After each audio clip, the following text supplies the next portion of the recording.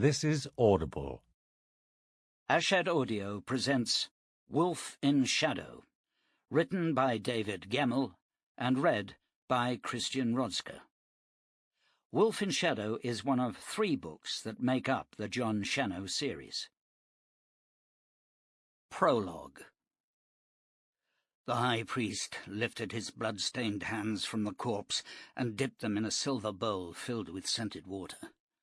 The blood swirled around the rose petals floating there, darkening them and glistening like oil. A young acolyte moved to kneel before the king, his hands outstretched. The king leaned forward, placing a large oval stone in his palms. The stone was red gold and veined with thick black streaks. The acolyte carried the stone to the corpse, laying it on the gaping wound where the girl's heart had been. The stone glowed, the red gold gleaming like an eldritch lantern, the black veins shrinking to fine hairlines. The acolyte lifted the stone once more, wiped it with a cloth of silk, and returned it to the king before backing away into the shadows. A second acolyte approached the high priest, bowing low. In his arms he held a red ceremonial cape, which he lifted over the priest's bald head.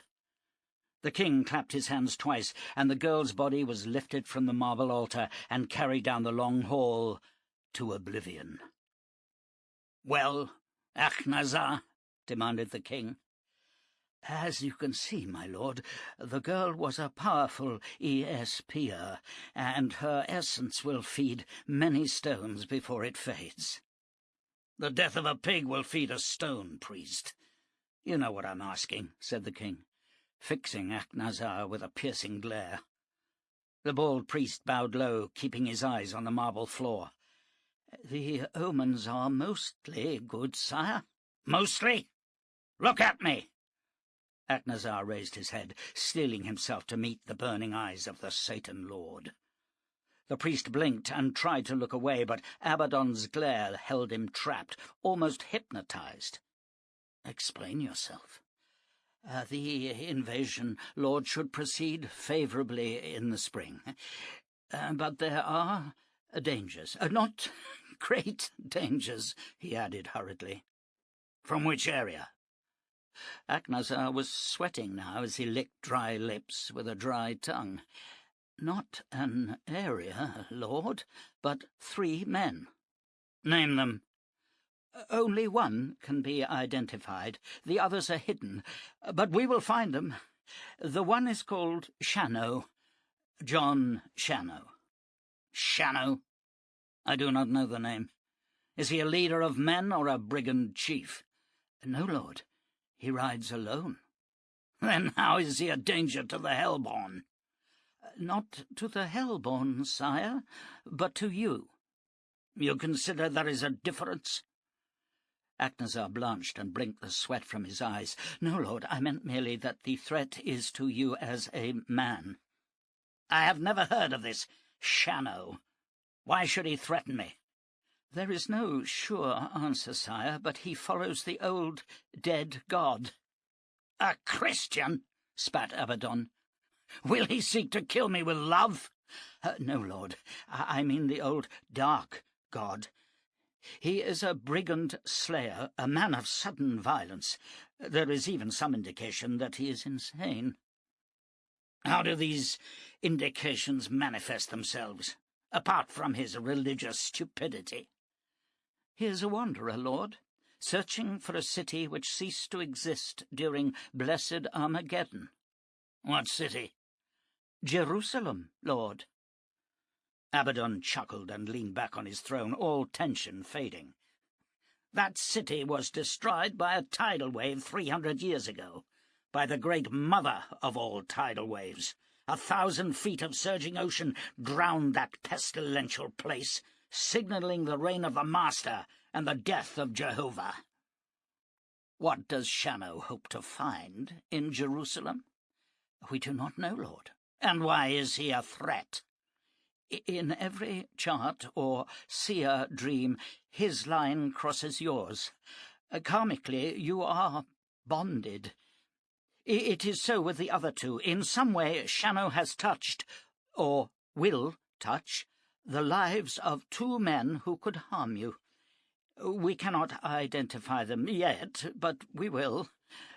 For now they appear as shadows behind the Jerusalem man. Shannow must die, and swiftly. Where is he now?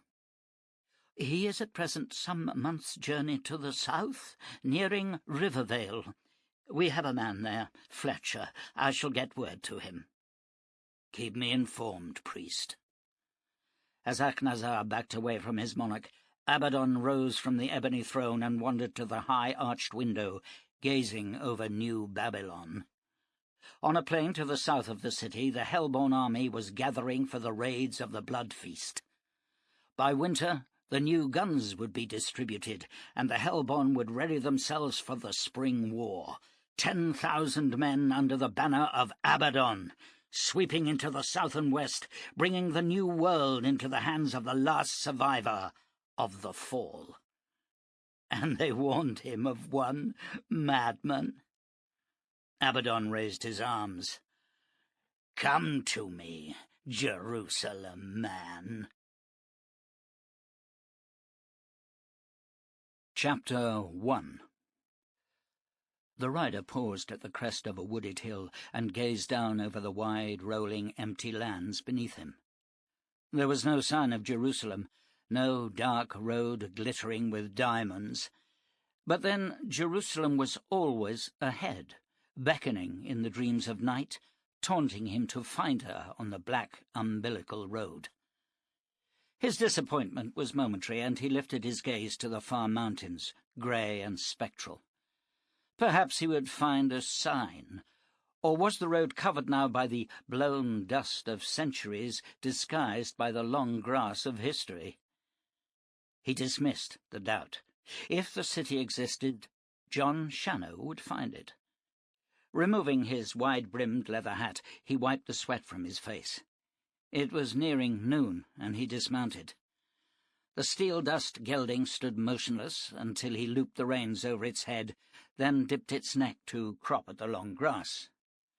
The man delved into a saddlebag to pull clear his ancient Bible. He sat on the ground and idly opened the gold-edged pages. And Saul said to David, Thou art not able to go against this Philistine to fight with him, for thou art but a youth, and he is a man of war from his youth. Shannow felt sorry for Goliath, for the man had had no chance. A courageous giant, ready to face any warrior, found himself opposite a child without sword or armour.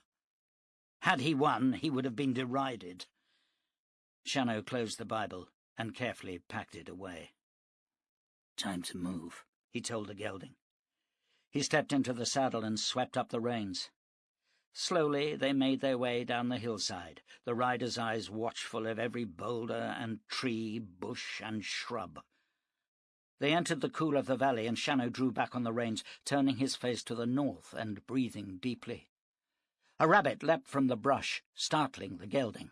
Shannow saw the creature vanish into the undergrowth, and then uncocked the long-barrelled pistol, sliding it back into the scabbard at his hip. He could not recall drawing it clear. Such was the legacy of the years of peril. Fast hands, a sure eye, and a body that reacted independently of the conscious mind. Not always a good thing. Shannow would never forget the look of blank incomprehension in the child's eyes as the lead ball clove his heart, nor the way his frail body had crumpled lifeless to the earth. There had been 3 brigands that day, and one had shot Shannow's horse from under him, while the other 2 ran forward with knife and axe. He destroyed them all in scant seconds, but a movement behind caused him to swivel and fire. The child had died without a sound. Would God ever forgive him? Why should he, when Shannow could not forgive himself? You are better off losing, Goliath, said Shannow. The wind changed, and a stomach-knotting aroma of frying bacon drifted to him from the east. Shannow tugged the reins to the right. After a quarter of a mile the trail rose and fell, and a narrow path opened onto a meadow and a stone-fronted farmhouse. Before the building was a vegetable garden, and beyond it a paddock where several horses were penned. There were no defence walls, and the windows of the house were wide and open. To the left of the building the trees had been allowed to grow to within 20 yards of the wall, allowing no field of fire to repel brigands. Shannow sat and stared for some time at this impossible dwelling. Then he saw a child, carrying a bucket, emerge from the barn beyond the paddock. A woman walked out to meet him and ruffled his blonde hair. Shannow scanned the fields and meadows for sign of a man. At last, satisfied that they were alone, he edged the gelding out onto open ground and approached the building. The boy saw him first and ran inside the house. Donna Tabard's heart sank as she saw the rider, and she fought down panic as she lifted the heavy crossbow from the wall. Placing her foot in the bronze stirrup, she dragged back on the string, but could not notch it. "Help me, Eric." The boy joined her, and together they cocked the weapon. She slid a bolt into place and stepped onto the porch. The rider had halted some 30 feet from the house, and Donna's fear swelled as she took in the gaunt face and deep-set eyes, shadowed under the wide-brimmed hat. She had never seen a brigand, but had anyone asked her to imagine one, this man would have leapt from her nightmares. She lifted the crossbow, resting the heavy butt against her hip. "Ride on," she said. "I've told Fletcher we shall not leave, and I will not be forced." The rider sat very still, then removed his hat. His hair was shoulder-length and black, streaked with silver, and his beard showed a white fork at the chin. "I am a stranger, lady, and I do not know this Fletcher. I do not seek to harm you. I merely smelt the bacon and would trade for a little. I have barter coin and—" "Leave us alone!" she shouted. The crossbow slipped in her grip, dropping the trigger bar against her palm. The bolt flashed into the air, sailing over the rider and dropping by the paddock fence. Shannow walked his horse to the paddock and dismounted, retrieving the bolt. Leaving the gelding, he strolled back to the house. Donna dropped the bow and pulled Eric into her side. The boy was trembling, but in his hand he held a long kitchen knife. She took it from him and waited as the man approached. As he walked, he removed his heavy leather topcoat and draped it over his arm. It was then that she saw the heavy pistols at his side. "Don't kill my boy," she said. "Happily, lady, I was speaking the truth. I mean you no harm. Will you trade a little bacon?" He picked up the bow and swiftly notched it, slipping the bolt into the gully. "Or would you feel happier carrying this around?" "You're truly not with the committee?" "I'm a stranger." "We are about to take food. If you wish, you may join us." Shannow knelt before the boy. "May I enter?" he asked. "Could I stop you?" returned the boy bitterly. "With just one word." "Truly?" "My faults are many, but I do not lie." "You can come in, then," said the boy, and Shannow walked ahead with the child trailing behind. He mounted the porch steps and entered the cool room beyond, which was spacious and well constructed. A white stone hearth held a wood stove and an iron oven. At the centre of the room was a handsomely carved table and a wooden dresser bearing earthenware plates and pottery mugs. "My father carved the table," said the boy. "He's a skilled carpenter, the best in Rivervale, and his work is much sought after. He made the comfort chair, too, and cured the ides." Shannow made a show of admiring the leather chair by the wood stove, but his eyes followed the movements of the petite blonde woman as she prepared the table. "Thank you for allowing me into your home," said Shannow gravely. She smiled for the first time and wiped her hand on her canvas apron. "I'm Donna Tabard," she told him, offering her hand. He took it and kissed her fingers lightly. "And I am Jon Shannow, a wanderer, lady, in a strange land." "Be welcome, then, Jon Shannow. We have some potatoes and mint to go with the bacon, and the meal will be ready within the hour." Shannow moved to the door, where pegs had been hammered home. He unbuckled his scabbard belt and hung his sidearms beside his coat. Turning back, he saw the fear once more in her eyes. "Be not alarmed, Frate Bud. A wandering man must protect himself. It does not change my promise. That may not be so with all men, but my spoken word is iron." "There are few guns in Rivervale, Mr. Shannow. This is a peaceful land. If you would like to wash before eating, there is a pump behind the house." "Do you have an axe, lady?" "Yes, in the woodshed." "Then I shall work for my supper. Excuse me." He walked out into the fading light of dusk and unsaddled the gelding, leading him into the paddock and releasing him among the other 3 horses. Then he carried his saddle and bags to the porch before fetching the axe. He spent almost an hour preparing firewood before stripping to the waist and washing himself at the pump. The moon was up when Donna Tabard called him in. She and the boy sat at one end of the table, having set his place apart and facing the hearth. He moved his plate to the other side and seated himself facing the door. "May I speak a word of thanks, Frate Bud?" asked Shannow as she filled the plates. She nodded. "Lord of hosts, our thanks to thee for this food. Bless this dwelling and those who pass their lives here. Amen." "You follow the old ways, Mr. Shannow?" asked Donna, passing a bowl of salt to the guest. "Old? It is new to me, Frate Bud. But yes, it is older than any man knows, and a mystery to this world of broken dreams." "Please do not call me Frey. It makes me feel ancient. You must call me Donna. This is my son, Eric." Shannow nodded towards Eric and smiled, but the boy looked away and continued to eat. The bearded stranger frightened him, though he was anxious not to show it. He glanced at the weapons hanging by the door. "Are they hand pistols?" he asked. "Yes," said Shannow. "I've had them for 17 years, but they are much older than that." "Do you make your own powder?" "Yes.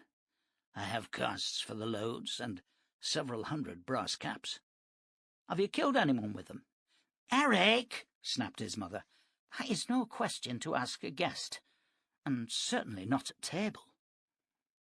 They finished the meal in silence, and Shannow helped her clear away the dishes. At the back of the house was an indoor water pump, and together they cleaned the plates. Donna felt uncomfortable in the closeness of the pump room, and dropped a plate, which shattered into a score of shards on the tiled wooden floor.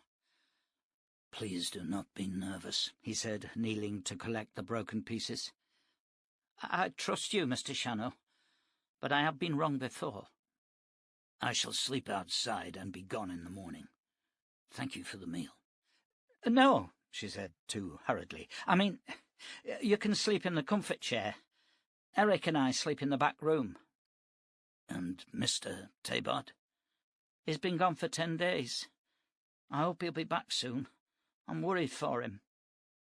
"I could look for him if you'd like. He may have fallen from his horse." "He was driving our wagon. I'll stay and talk, Mr. Shannow. It is so long since we had company.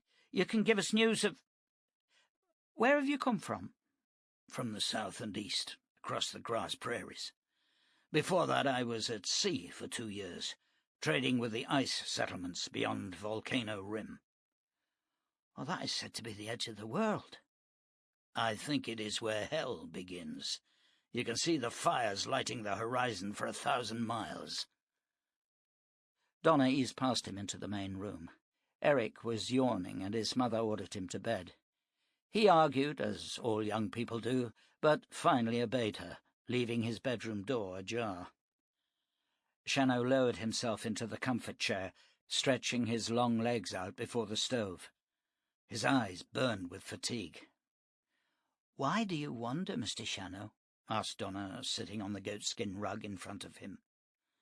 "I'm seeking a dream. A city on a hill." "I've heard of cities to the south." "They are settlements, though some of them are large, but no. My city has been around for much longer. It was built, destroyed, and rebuilt thousands of years ago. It is called Jerusalem, and there is a road leading to it, a black road with glittering diamonds in the center that shine in the night. The Bible City? The very same. It's not about here, Mr. Shannow. Why do you seek it? He smiled. I've been asked that question many, many times, and I cannot answer it. It is a need I carry, an obsession, if you will.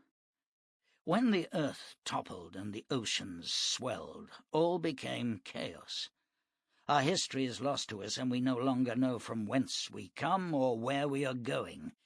In Jerusalem there will be answers, and my soul will rest. It is very dangerous to wander, Mr. Shannow, especially in the wild lands beyond Rivervale. The lands are not wild, lady, at least not for a man who knows their ways. Men are wild, and they create the wild lands wherever they are. But I am a known man, and I am rarely troubled. Are you known as a war-maker? I am known as a man war-makers should avoid. You're playing with words. No, I am a man who loves peace. My husband was a man of peace. Was?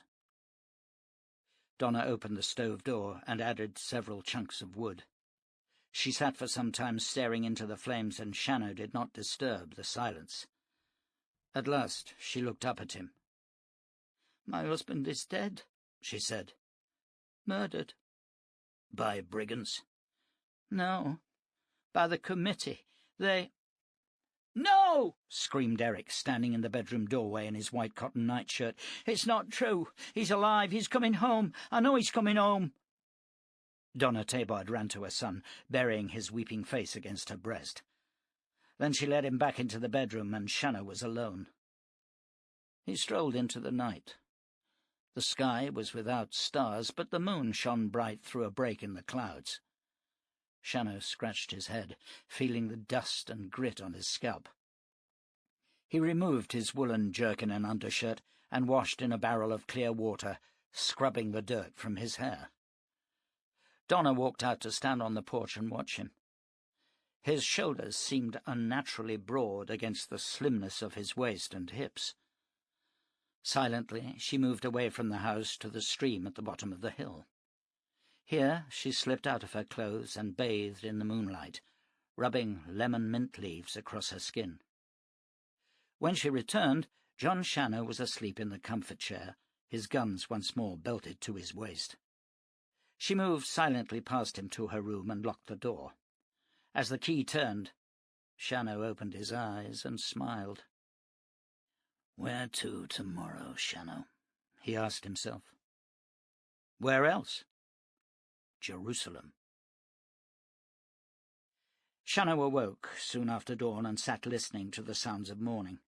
He was thirsty and moved to the pump room for a mug of water. Behind the door was an oval mirror framed in golden pine, and he stood staring at his reflection. The eyes were deep-set and dark blue, the face triangular above a square jaw. As he had feared, his hair was showing grey, though his beard was still dark on the cheeks, with a silver fork at the chin. He finished his drink and moved outside to the porch and his saddlebags. Having found his razor and stropped it for several minutes, he returned to the mirror and cut away his beard. Donna Tabard found him there and watched in mild amusement as he tried to trim his long hair. "Sit out on the porch, Mr. Shannow. I'm expecting some friends today, and I think I should make you look presentable." With long-handled scissors and a bone comb, she worked expertly at the tangled mess, complimenting him on the absence of lice. "I move too fast for them, and I swim when I can." "Is that short enough for you?" she asked, stepping back to admire her handiwork. He ran his hand through his hair and grinned, almost boyishly, she thought. "That will suffice, Frau Tabard. Donna. Thank you. You said you were expecting friends?" "Yes, some neighbours are coming over to celebrate harvest. It was arranged before Thomas— disappeared, but I told them to come anyway. I'm hoping they'll be able to help me with the committee, but I doubt they will. All have their own problems. You're welcome to stay. There'll be a barbecue, and I've made some cakes. Thank you, I will. But, Mr. Shannow, please do not wear your guns. This is still, in the main, a peaceful community. As you wish. Is Eric still sleeping? No, he's in the long meadow gathering wood for the fire, and then he must milk the cows. Do you have any trouble with wolves or lions? No, the committee shot the last lion during the winter, and the wolves have moved to the high country. They sometimes forage in winter, but they're not a great problem. Life here seems settled, he said, rising and brushing the hair from his shirt. Well, it has been. It certainly was when my father was Prester. But now there is Fletcher. We will not call him Prester, and I know that does not sit well with him. You said last night that your husband was dead. Is that a fear or a reality? She stood in the doorway, her hand on the frame. I have a talent, Mr. Shannow, for seeing far-away things. I had it as a child, and it has not deserted me. As we speak, I can see Eric in the far meadow. He's stopped gathering wood and has climbed a tall pine. He's pretending to be a great hunter. Yes, Mr. Shannow, my husband is dead. He was killed by Fletcher, and there were 3 with him, the big man, Bard, and 2 others whose names I do not know. Thomas's body lies in an arroyo, hastily buried. Fletcher desires your lands? And me. He is a man used to obtaining his desires. Perhaps he will be good for you. Her eyes blazed. You think I will suffer myself to be taken by my husband's killer? Shannow shrugged. The world is a hard place, Donna. I have seen settlements where women are not allowed to pair bond with a single man, where they are communal property. And it is not strange in other areas for men to kill for what they want. What a man can take and hold, he owns. Not in Rivervale, sir, she told him. Not yet, at least. Good luck, Donna. I hope you find a man willing to stand against this Fletcher. If not, I hope he is, as I said, good for you. She moved back into the house without a word. Some time later the boy Eric came into view, towing a small handcart loaded with dead wood. He was a slim boy, his hair so fair it seemed white. His face was set and serious, his eyes sad and knowing. He walked past Shannow without speaking, and the man wandered to the paddock, where the steel-dust gelding trotted to him, nuzzling his hand. There was grass in the pen, but Shannow would have liked to give him grain. The beast could run for miles without effort, but fed on grain he could run forever. 5 years ago, Shannow had won 2,000 barter coins in 3 races, but the gelding was too old now for such ventures. Shannow returned to his saddlebags and removed the oilskin gun pouch. Pulling the left-hand pistol from its scabbard, he tapped out the barrel pin and released the cylinder, placing it carefully on the porch beside him. Then he ran an oiled cloth through the barrel and cleaned dust from the trigger mechanism. The pistol was 9 inches long and weighed several pounds, but Shannow had long since ceased to notice the weight. He checked the cylinder for dust and then slipped it back into place, pressing home the wedge bar and replacing the weapon in its scabbard. The right-hand pistol was 2 inches shorter and brass-mounted with butt plates of polished ivory, unlike the dark applewood of the longer weapon. Despite the difference in barrel length, it was this weapon that fired true, the other kicking to the left and unreliable at anything but close quarters. Shannow cleaned the pistol lovingly and looked up to see Eric watching him closely, his eyes fixed on the gun. "Will you shoot it?" asked the boy. "There is nothing to shoot at," said Shannow. "Does it make a loud noise?" "Yes, and the smoke smells like the devil. Have you never heard a gun fire?" "Once when the Prester shot a lion, but I was only 5. Mr. Fletcher has a pistol, and several of the committee have long rifles. They're more powerful now than any war maker." "You like Mr. Fletcher, Eric?" "He's always been nice to me. He's a great man. He's the Prester now." "Then why is your mother afraid of him and his committee?" "Oh, that's just women," said Eric. "Mr. Fletcher and my father had an argument, and Mr. Fletcher said the carpenters should live in Rivervale, where the work was needed. The committee voted on it. Mr. Fletcher wanted to buy the farm, but father said no. I don't know why. It would be nice to live in Rivervale, where all the people are. And Mr. Fletcher really likes Mother. He told me that. He said she was a fine lady. I like him." Does your father like him?" "Father don't like anybody. He likes me sometimes, when I do my chores well, or when I help him without dropping anything." "Is he the only carpenter in Rivervale?" "He was, but Mr. Fletcher has a man working for him who says he's a carpenter. Father laughs about him. He says the man thinks the dove joint is found on a pigeon's leg." Shannow grinned. The boy looked younger when he smiled. "Are you a war maker, Mr. Shannow? Truly?" "No, Eric. As I told your mother, I am a man who loves peace." "But you have guns." "I travel through the wild lands, Eric. They are necessary." 2 wagons crested the skyline. "Oh, that'll be the Janus family and the McGravens," said Eric. Shannow replaced his guns in their scabbards and moved into the house, hanging the weapons on the hook inside the door. "Your guests have begun to arrive," he told Donna. The house smelt of fresh-baked bread and cakes. "Is there anything I can do?" "Help Eric prepare the barbecue fires." All morning wagons arrived, until more than 20 formed several lines inside the pasture. With 3 barbecue fires burning and almost 50 people moving about, Shannow felt uncomfortable. He wandered to the barn for a little solitude and found 2 young people holding hands in the shadows. "I'm sorry to disturb you," he said, turning to leave. "It's all right," said the young man. "My name is Janus, Stephen Janus. This is Susan McGraven." Shannow shook hands with them and moved outside. As he stood by the paddock, the steel-dust gelding ran to him, and Shannow stroked his neck. "Almost time to leave," he told the horse. A woman's voice rang out. "Susan, where are you?" The young girl ran from the barn. "I'm coming," she answered. The young man joined Shannow.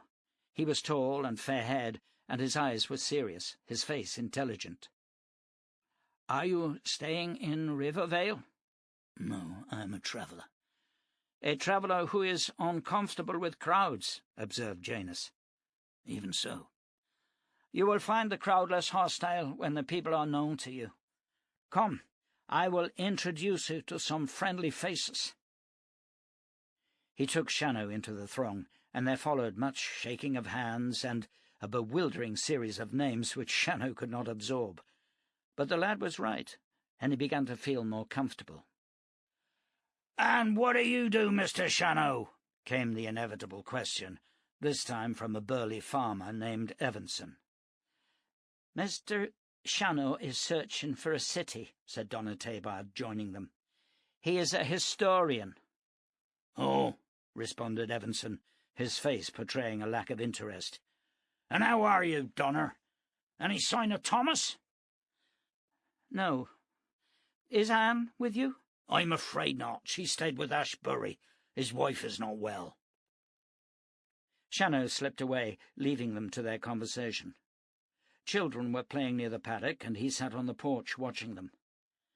Everyone here seemed different from the people of the South. Their faces were ruddy and healthy, and they laughed often. Elsewhere, where brigands rode, there was always a tension, a wariness in the eyes. Shannow felt apart from the people of Rivervale. Towards the afternoon, a group of riders came down the hill, 6 men riding directly towards the house. Shannow drifted back into the main room and watched them from a window. Donna Tabard saw them at the same time and wandered over, followed by a dozen or so of her neighbours. The riders reined in, and a tall man in a white woolen shirt stepped from the saddle. He was around 30 years old, and his hair was black and close-cropped, his face dark and handsome. "Good day, Donna." "And to you, Mr. Fletcher?" "I'm glad to see you enjoying yourself. Any word from Thomas?" "No. I'm thinking of going to the arroyo where you left him and marking his grave." The man flushed deep red. "I don't know what you mean." "Go away, Saul. I do not want you here."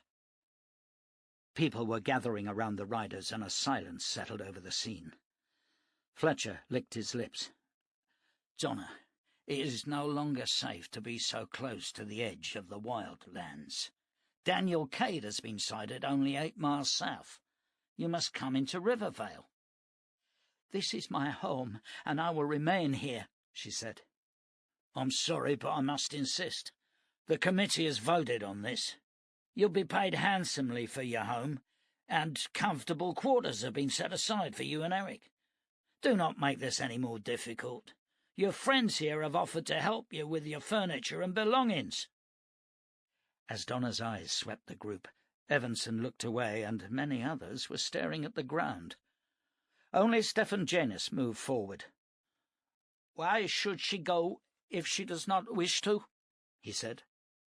Saul Fletcher ignored him and moved closer to Donna. "There's no sense in this, Donna. The committee has a right to make laws to protect its people. You must leave, and you will leave. Now." Fletcher turned to a huge barrel-chested figure on a large black gelding. "Bud, give Donna a hand with her belongings." As the big man moved to dismount, Jon Shannow stepped from the shadowed doorway and stood on the porch overlooking the crowd. Bard settled back in the saddle, and all eyes turned to Shannow and the guns he now wore. In turn, he studied the men who had just arrived. He'd seen men like these all his life: chancers, brigands, war-makers. They all had that look, that stamp of cruelty, of callous arrogance.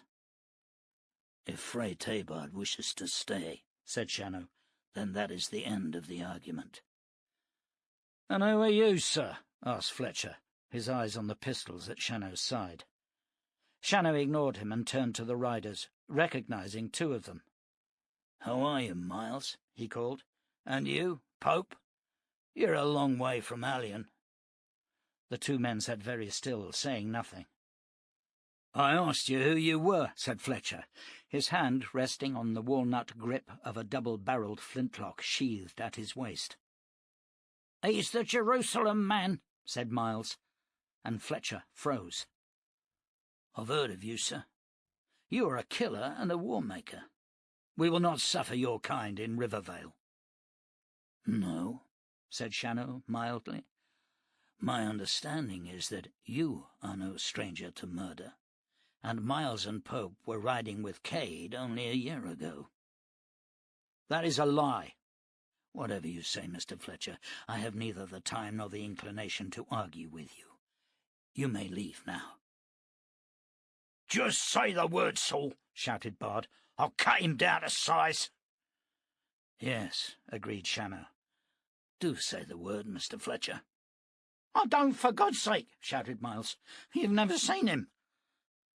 Fletcher was far from being a foolish man, and he heard the terror in Miles's voice. He swallowed hard and then moved to his horse, mounting swiftly. "Too many innocent people could suffer here," he said, "but there will be another day." "I hope so," Shannow told him, and the riders galloped from the yard. The crowd remained, and Shannow ran his eyes over them. Gone was the open friendliness, replaced now by fear bordering on hostility. Only young Janus approached him. "Thank you, Mr. Shannow. I hope you will not suffer for your kindness." "If I do, I will not suffer alone, Stefan," he said, and walked back into the house. The last wagon left just before dusk, and Donna found Shannow sitting in the comfort chair. "You shouldn't have done that for me," she said, but I am grateful." Eric came in behind her. "What did you mean about Father's grave?" he asked. "I'm sorry, Eric, but it's true. Fletcher had him killed. I'm sorry." "It's a lie!" he shouted, tears falling freely. "You hated him, and I hate you!" He turned and fled the house. "Eric! Eric!" she called, and then began to weep. Shannow went to her and held her close until the tears and the sobbing eased. He could find no words to comfort her, and Jerusalem seemed so far away. Shannow sat at the pine dinner table watching Donna Tabard kneeling at the wood stove, as she raked out the ash with even, thoughtless strokes. She was a beautiful woman, and he could see why Fletcher desired her. Her face was strong and finely boned, her mouth full and made for laughter. It was a face of character, of strength in adversity. "This talent," he said, "of seeing faraway things. How did you come by it?" "I don't know. My father thought it was the stone, but I'm not sure." "The stone?" "The Prester called it the Daniel stone. It was from the plague lands, and when held in the hand, it glowed like sunlight behind ice. And it was warm. I played with it often as a child." "Why should he think the stone caused your talents?" She brushed ash from her hands and sat back. "Do you believe in magic, Mr. Shannow?" "No." "Then you would not understand the stone. When my father held it, the sick would be healed. Wounds would close within seconds with no scar. It was one of the reasons he became Prester." "Why is it called the Daniel stone?" "I don't know. But one day it refused to glow, and that was an end to it. It is still in my father's old house where Fletcher now lives. Ashbury tells me that Fletcher is always toying with it, but it'll never work again. The Prester told me its power had departed forever." "But now you have powers." "Not of healing, or prophecy, or any real magic. But I can see those close to me, even when they are far away." For a while they sat in silence. Donna added kindling to the stove and lit a fire. Once the blaze was roaring, she closed the iron door and turned to Shannow. "May I ask you a question?" "Of course." "Why did you risk your life with all those men?" "It was not a great risk, lady. There was only one man." "I do not understand." "Where there is a group, there is a leader. Nullify him, and the rest count for nothing. Fletcher was not prepared to die." "But you were." "All things died, Donna, and I was pleased to repay your hospitality. Perhaps Fletcher will reconsider his plans for you. I hope so." "But you doubt it?" "Yes." "Have you ever had a wife, Mr. Shannow?" "It's getting late," he said, standing. "Eric should be home. Shall I look for him?" "I'm sorry. Did I offend you?" "No, lady. My discomfort is my own, and no fault of yours. Can you see the boy?" She closed her eyes. "Oh, God," she said. "They've taken him." "Who?" "Bard and some others." "Where are they?" "They're travelling northwest, towards the settlement. They've hurt him, and his face is bleeding." Gently he pulled her to her feet, then took her hands in his. "I will find him and bring him home. Rely on it." Shannow left the house and saddled the gelding, heading him north at a canter. He avoided skylining himself on the crests of the hills, but still he rode with uncustomary speed. He'd neglected to ask Donna how many men rode with Bard, but then the information was immaterial. 2 or 20, the plan would be the same. He emerged from the trees above the raiding party and sat back in the saddle. There were 5 men, including Bard. Of Fletcher there was no sign. Eric's unconscious body was draped across Bard's saddle. Shannow breathed deeply, trying to stem the red rage swelling within, his hands trembling with the effort.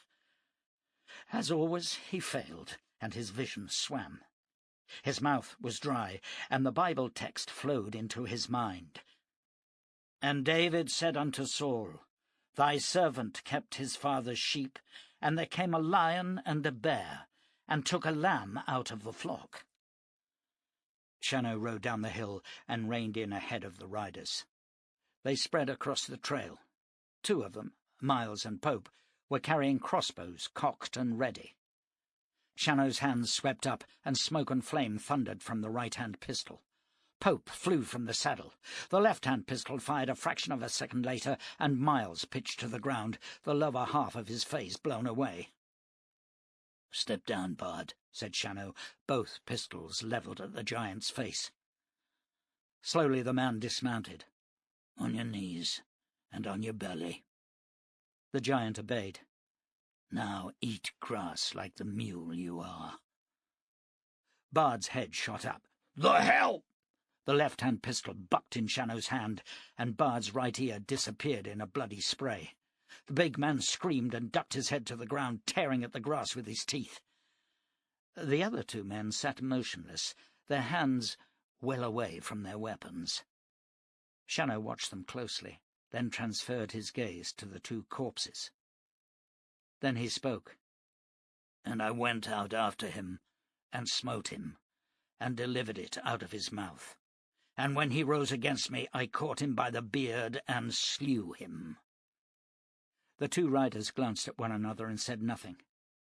The Jerusalem man was known to be insane, and neither of them had any wish to join their comrades, living or dead, upon the grass. Shannow edged his horse towards them, and they avoided his eyes, for his face was set and his fury touched them. "You will put those your friends upon their horses, and you will take them to a place of burial. You will not, at any time, cross my path, for I will cut you down as dead wood from the tree of life. Go, collect your dead." He swung his horse, offering them his back, but neither man considered attacking him. They dismounted swiftly and bundled the corpses across the saddles of the horses standing quietly by. Shannow rode alongside Bard, whose mouth was green and who was vomiting upon the grass. "Stand and face me, man of Gath." Bard struggled to his feet and met Shannow's gaze. A cold dread settled on him as he saw the eyes and the fanatic gleam. He lowered his head and froze as he heard the click of a pistol hammer. His eyes flickered up, and he saw with relief that Shannow had uncocked the weapons and returned them to their scabbards. "My anger is gone, Bard. You may live today." The giant was close enough to pluck Shannow from the saddle and tear him apart bare-handed, but he could not, even though he recognized the opportunity. His shoulders sagged. Shannow nodded knowingly, and shame burned in Bard's heart.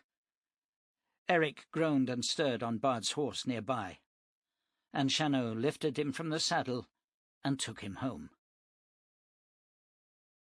Donna Tabard sat with Eric for over an hour. The boy was shaken by his ordeal. He'd awakened to see Jon Shannow and two corpses, and the smell of death was in the air. The giant Bard had been shaking with fear, and Shannow had looked an infinitely more menacing figure than Eric could have imagined. He'd ridden home behind Shannow, his hands resting on the gun hilts as they jutted from their scabbards.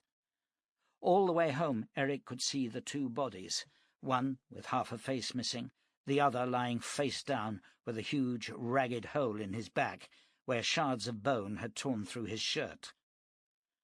Now he lay in bed, the aftershock making him sleepy. His mother stroked his brow and whispered soothing, loving words. "Why did they kill Father?" "I don't know, Eric," lied Donna. "They're evil men." "Mr. Fletcher always seems so nice." "I know. Sleep now. I'll be just outside." "Mother." "Yes, Eric." "Mr. Shannow frightens me. I heard the men talking, and they said he was insane, that he's killed more men than the plague. They said he pretends to be a Christ person, but that all the real Christ people shun him." But you brought you home, Eric, and we still have our house. Don't leave me alone, Mother. You know that I won't.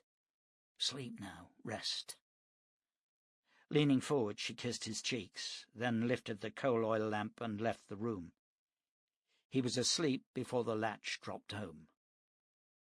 Shannow sat in the comfort chair, staring at the ceiling. Donna placed the brass lamp on the table and moved to the stove, adding fresh wood to the blaze. As his head tipped forward and he caught her gaze, his eyes seemed unnaturally bright. "Are you all right, Mr. Shannow?" "Vanity of vanities, saith the preacher, vanity of vanities. All is vanity. What profit hath a man of all his labours which he taketh under the sun?" Shannow blinked and leaned back. "I'm sorry," she said, placing her hand over his, "but I do not understand you." He blinked once more and smiled wearily, but his eyes lost their glitter and he seemed mortally tired. "No, it is I who am sorry, Donna Tabard. I've brought death to your house."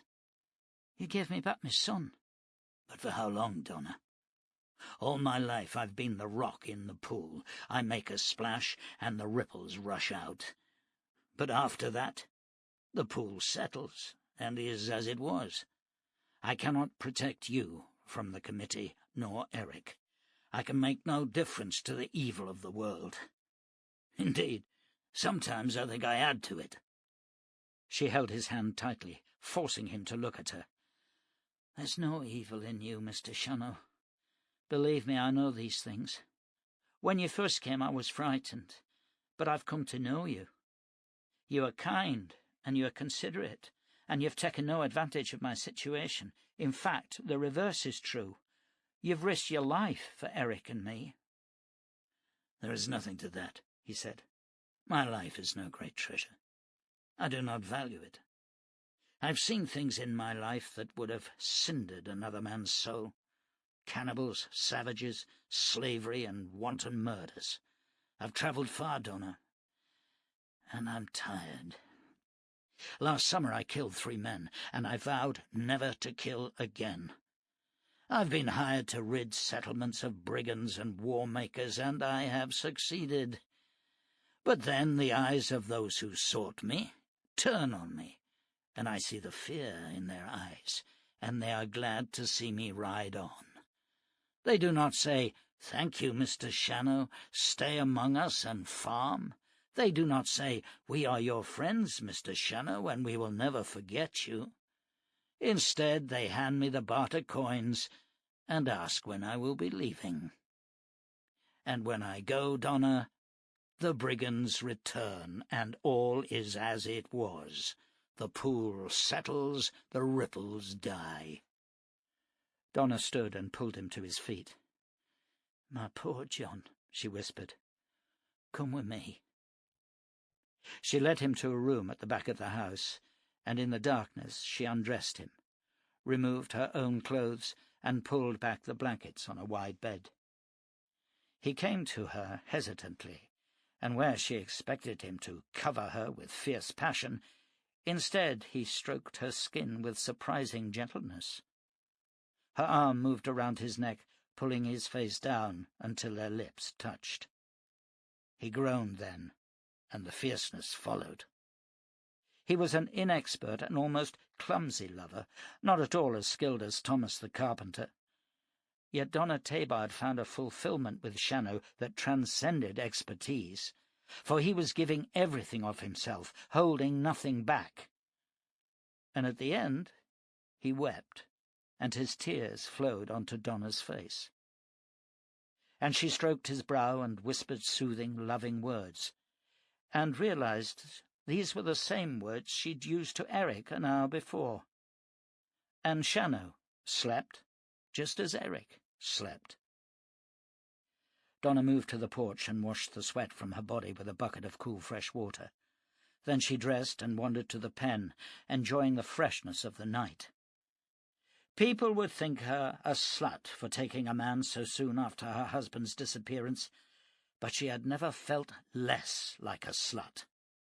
Instead, she felt as if she'd just come home from a long journey to find all her friends and family waiting with open arms. The committee could offer no terror tonight. Everything was in harmony. Shannow's gelding wandered to her, thrusting his muzzle towards her hand. She stroked his face and neck, and wished she could saddle and ride him out over the hills. Wished she had wings to carry her high in the sky, under the moon and over the clouds. Her father had told her wondrous stories of a winged horse from elder legends, and of a hero who rode him to slay demons. Old Jon had kept the demons from Rivervale, and when the grateful people had wished to call him leader, he'd opted instead for Prester, and no one knew its meaning, bar Jon, and he only smiled knowingly when they asked him. Prester Jon had gathered the men into a tight military unit, established watch beacons on all high hills, and soon the brigands learned to avoid the lands of Rivervale. Outside, in the wild lands, among the wolves and lions, the new world endured a bloody birthing. But here there was peace. But the Prester was only mortal, and though he had ruled for 40 years, his strength failed him and his wisdom fled. For he allowed men like Fletcher and Bard and Enos to join the committee. Thomas had once told Donna that the Prester had died broken-hearted, for in his last days he opened his eyes and saw at last the stamp of the men who would soon replace him. It was even rumoured he'd tried to oust Fletcher, and that the young man killed him in his own home. That would never be proved now, but not one of the landsmen would call him Prester, and Rivervale was sliding inexorably back to merge with the wildlands. Fletcher had recruited many strangers to work his shallow coal mine, and some of these were brutal and versed in the ways of the outside. These Fletcher promoted, and one day, in late autumn the year before, the people of Rivervale awoke to a new understanding. Abel Jarrett, a small farmer, was hanged by Fletcher and 4 of his men for consorting with brigands. An old wanderer was hanged with him. At first, farmers, ranchers, and landsmen got together to discuss ways of dealing with the committee, but then Cleon Lehner, a leading spokesman, was found beaten to death in an alley behind his home, and the meetings ended. The 40-year mission of Prester Jon had been undone in less than 3 seasons. Donna clapped her hands, and Shannow's gelding ran across the pen. If Shannow felt he was merely a stone in the pool, what would Jon have felt before he died, she wondered. She pictured Shannow's gaunt, bearded face and his haunted eyes, and compared him with her memories of Prester Jon. The old man had been tougher than Shannow, and that made him less deadly, but otherwise there was much about Shannow that Jon would have liked. "I'll miss you, Prester," she whispered, remembering his stories of winged horses and heroes. Chapter 2. For several days the little farm received no visitors.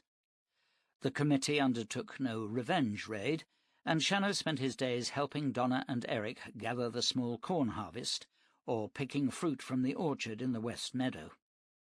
In the late afternoons he would ride the gelding over the hills and through the high woods bordering the farm, to scan the distant skyline for signs of moving men. At night, Shannow would wait until Donna invited him to share her bed, and on each occasion he reacted as to an unexpected gift. On the 5th day, a rider approached the farm in the hour after noon. Shielding her eyes against the sunlight, Donna recognized the ambling gait of Ashbury's mule, even before identifying the portly saint. "You'll like him, Jon," she told Shannow as the rider approached. "He is another who follows the old ways. There are several saints in Rivervale." Shannow merely nodded and watched warily as the tall, overweight man dismounted. He had wavy dark hair and a friendly, open face. Bury opened his arms and hugged Donna warmly.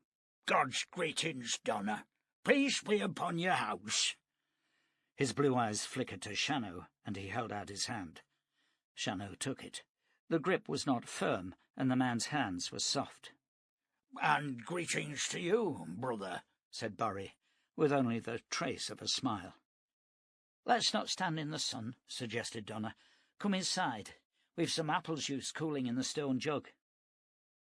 Shannow remained outside for several minutes, scanning the hills, before joining them.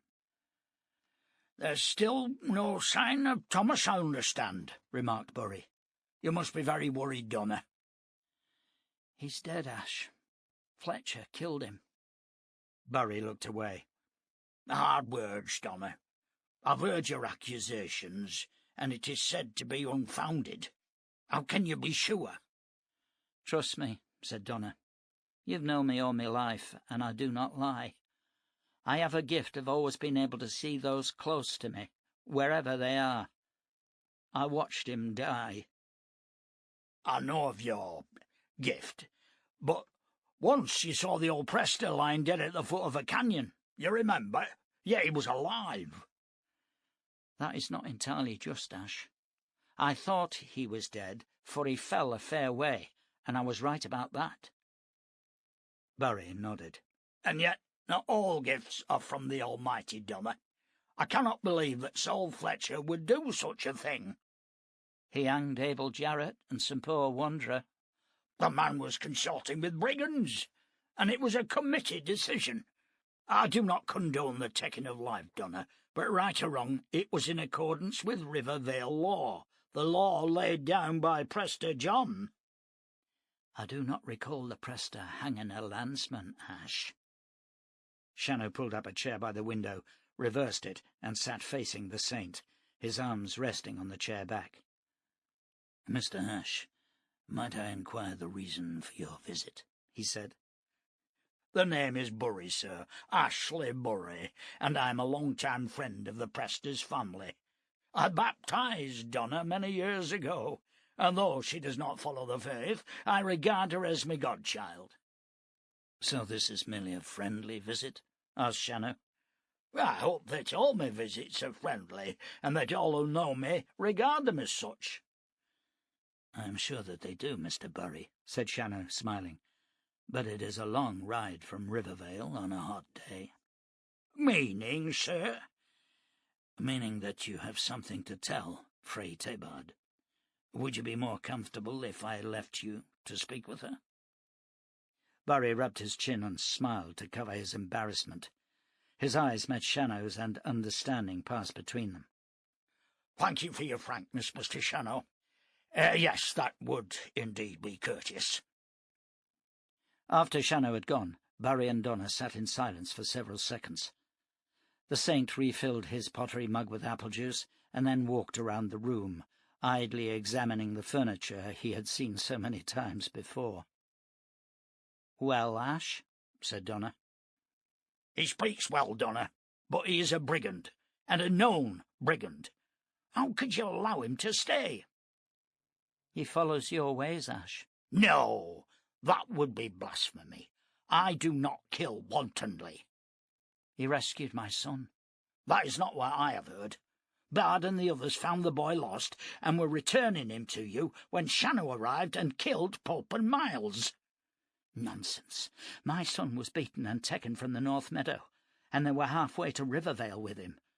And that was the same day Fletcher tried to force me from my home. Are you blind, Ash?" "The man is a killer. They say his mind is unhinged." "Did you find it so?" "That is not the point. He may be rational now, but he terrified Bard and the others. Did you know he shot off Bard's ear? I wish it had been his head." "Donna!" said Burry, shocked. "I think the man is possessed, and I believe that his evil power is affecting your judgment. Saul has spoken to me of you, and I know that he holds you dear. He has no wife, Donna, and he would be a good father to Eric." Donna laughed. "We talk about judgments, Ash, and then you advise me to marry the man who probably murdered my father and certainly killed my husband. Let's talk of something else. How is Sarah?" She's well, but she worries about you. We all do. The committee have passed sentence on Shannow, and they mean to hang him. I'm going to prepare some food for you, Ash, and while I do it, I want you to find Jon and talk with him. What could I say? You can talk about your God, Ash. He at least will be able to understand. You mock me, Donna, he said sadly. Not by intention, Ash. Go and talk to him. Burry shook his head and rose from the table. Out in the sunlight he saw Shannow sitting on a white rock and watching the hills. The man was wearing the infernal pistols which had so brutally slain Pope and Miles, and God knew how many others, he thought. May I join you, Mr. Shannow? Of course. When will you be leaving Rivervale? Soon, Mr. Burry. How soon? I do not know. What do you want? I want for nothing, Mr. Burry. It is said that you seek Jerusalem. Indeed I do. Why? To answer all my questions, to satisfy me. But the book answers all questions, Mr. Shannow. Shannow smiled. I've read the book, Mr. Burry, many, many times. But there are no pistols mentioned. 12 years ago I saw a picture which had not been painted. It was like a frozen moment in time. It was a city, but it took me a long time to realize it was a city, for the picture was a view from the sky to the ground. There is nothing like it in the Bible, Mr. Burry. I met an old man once who had a special book, very old. In it were drawings of machines with wheels and levers. There were seats in these machines, and men could travel in them without horses. Why are those not in the Bible? The old man said he had once seen a picture of a metal machine that could fly. Why is this not in the Scriptures? It is, Mr. Shannow. You will recall that Elijah ascended to heaven in a chariot of fire. You will also recall that there are many examples of angelic beings in strange machines. But no pistols, Mr. Burry, no guns. Is that important? We know that Christ told his disciples that the end of the world was nigh. We know that it happened. The oceans rose and the world was destroyed. Those of us now living are in the end times. But does it not also say, Mr. Burry, that these are the times of the Antichrist, that men would wish they had never been born, and that pestilence, plague, and death would stalk the land? Yes, and that has certainly come to pass. And that a new Jerusalem would be built? Yes. Then I mean to find it. Only God's servants will find Jerusalem, Mr. Shannow.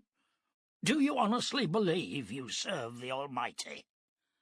No, Mr. Burry, I do not, though I have tried and will go on trying.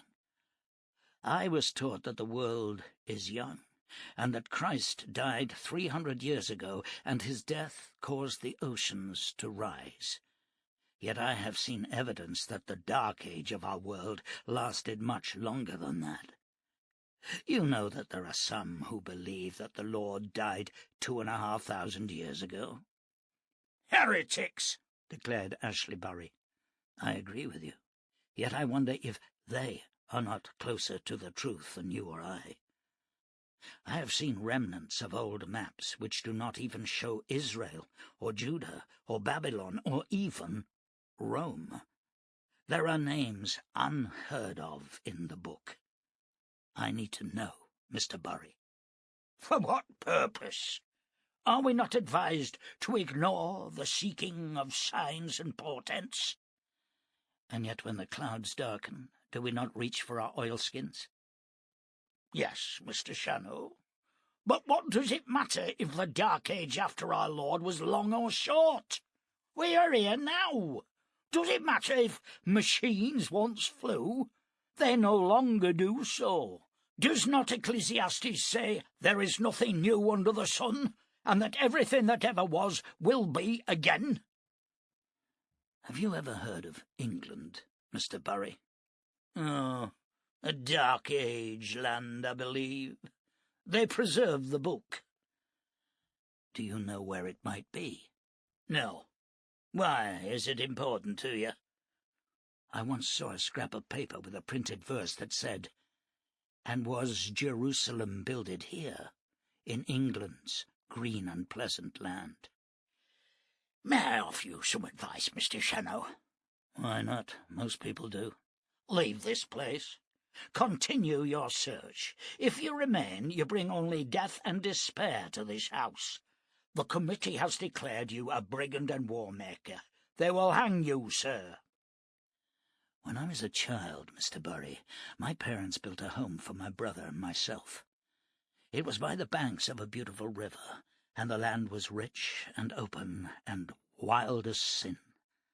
My father tamed that land, and it brought forth crops, and it fed our cattle. Then some men came who wanted fertile land. They killed my father. My mother they abused before cutting her throat. My brother and I escaped, though I was speared and bleeding badly. My brother dragged me to the river, and we swam downstream. We were taken in by a neighbouring farmer, a strong man with 4 strapping sons. No one reproached the brigands who killed my parents. That was the way life was. It is a familiar story, admitted Bury. But times change. Men change them. But I have not finished, Mr. Bury. Both my brother and I were brought up to believe in love and forgiveness. We tried, but the same raiders, growing fat and yet strong, decided they wanted more land. One night they attacked our new home. My brother killed one of them with an axe, and I slew another with an old musket, but they still won. This time it was I who rescued my brother, and we escaped on an old stallion. My brother lost his faith then. Mine became stronger. 2 years later I returned to the farm and put the brigands to death. Since then I have killed many. I have never stolen or cheated or lied, nor have I broken the commandment, "Thou shalt not do murder." I am not a brigand, but I am a war maker. I make my war upon the evil, and I am no danger to honest landsmen. Only the ungodly need fear me, Mr. Bury, or those who serve the ungodly. What happened to your brother, Mr. Shannow? Did he find his faith? We both learned to hate. I hated the brigands and the death dealers, but he came to despise the landsmen who stood by and allowed the brigands to prosper. No, Mr. Bury, he did not find his faith. You are a bitter man, Mr. Shannow. Indeed I am, but I am content with what I am, and I do not compromise my principles. Now you, Mr. Bury, are a man of God.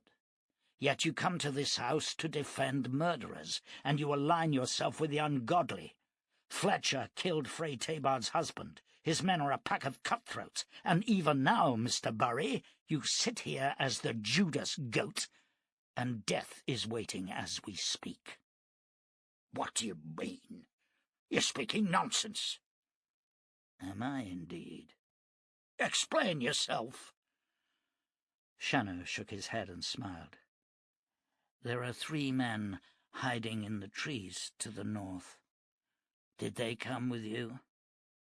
No, Mr. Shannow, they did not. But you must realize that a sum of 50 barter coins will be paid to anyone who brings in the body of a known brigand. I should have taken the corpses to Rivervale, said Shannow. Both Miles and Pope were known murderers. They killed a travelling family in Surtees 2 years ago, and they also rode with Daniel Cade when he was raiding the southwest. I do not believe you, Mr. Shannow. It is better for your conscience that you do not, Mr. Bury. The meal was eaten in silence, and Bury left soon after. Eric said nothing as the saint rode away, but he went to his room, shutting the door behind him. "I'm worried about him," said Donna, as she and Shannow cleared away the dishes and plates. "He fears me, Donna. I do not blame him. He's not eating, and his dreams are bad." "I think your friend Burry is right, and I should be moving. But I fear for you. When I am gone, Fletcher will return." "Then do not go, John. Stay with us." "I do not think you understand the danger. I am not a man any longer. I am a walking bag of barter coins for any who feel they can collect on me. Even now there are 3 men in the hills building their nerve to come for me." "I do not want you to go," she said. He reached out and lightly touched her cheek. "I want only what you want, but I know what must happen." He left her then and walked to Eric's room. He tapped on the door, but there was no reply. He tapped again. "Yes?" "It is Jon Shannow. May I come in?" A pause, then, "All right." Eric was lying on his bed, facing the door. He looked up at the tall figure and saw that Shannow was wearing his father's shirt. He'd not noticed that before. "May I sit down, Eric?" "You can do what you like. I can't stop you," said the boy miserably. Shannow pulled up a chair and reversed it. "Do you want to talk about it?" "About what?" "I don't know, Eric. I only know that you are troubled. Do you want to talk about your father? Or Fletcher? Or me?" "I expect Mother wishes I weren't here," said the boy, sitting up and hugging his knees. "Then she could be with you all the time." "She has not said that to me." "Mr. Burry doesn't like you, and I don't like you either." "Sometimes I don't like myself," said Shannow. "That keeps me in the majority." "Everything was all right until you came," said Eric, tears starting as he bit his lip and looked away. "Mother and me were fine. She slept in here, and I didn't have bad dreams. And Mr. Fletcher was my friend, and everything was fine." "I'll be gone soon," Shannow told him softly, and the truth of the words hit him like a blow. The pool settles, and the ripples fade, and everything returns to the way it was. "It won't be the same," said Eric, and Shannow could offer no argument. "You are very wise, Eric. Life changes, and not always for the better. It is the mark of a man how he copes with that fact. I think you will cope well, for you are strong, stronger than you think." "But I won't be able to stop him taking our house." "No." "And Mr. Fletcher will force Mother to live with him?" "Yes," said Shannow, swallowing hard and keeping the awful images from his mind. "I think you'd better stay for a little while, Mr. Shannow," said Eric. "I think perhaps I had.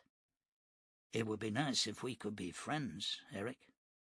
"I don't want to be your friend." "Why?"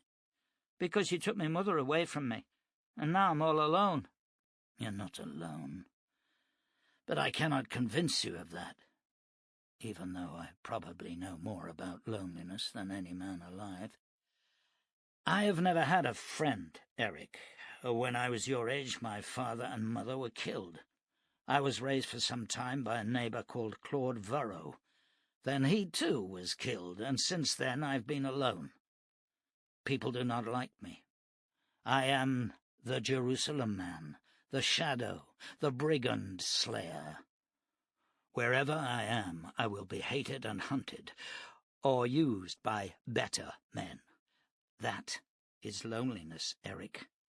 Sitting with a frightened child and not being able to reach out and convince even him. That is loneliness. When I die, Eric, no one will mourn for me. It will be as if I never was. Would you like to be that lonely boy?" Eric said nothing, and Shannow left the room. The 3 men watched Shannow ride from the farmhouse, heading east towards the forests of pine. Swiftly they saddled their ponies and rode after him.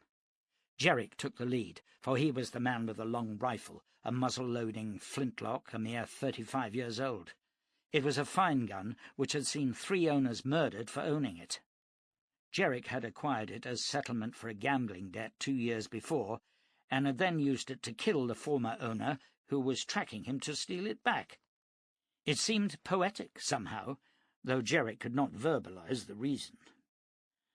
Behind him rode Pearson and Swallow, men Jerrick could rely on, so long as all three were poor. The trio had arrived only recently in Rivervale, but had swiftly come under Bard's watchful eye. He had recommended them to Fletcher, and this task was their entry to the committee. Hunt down and kill the Jerusalem man.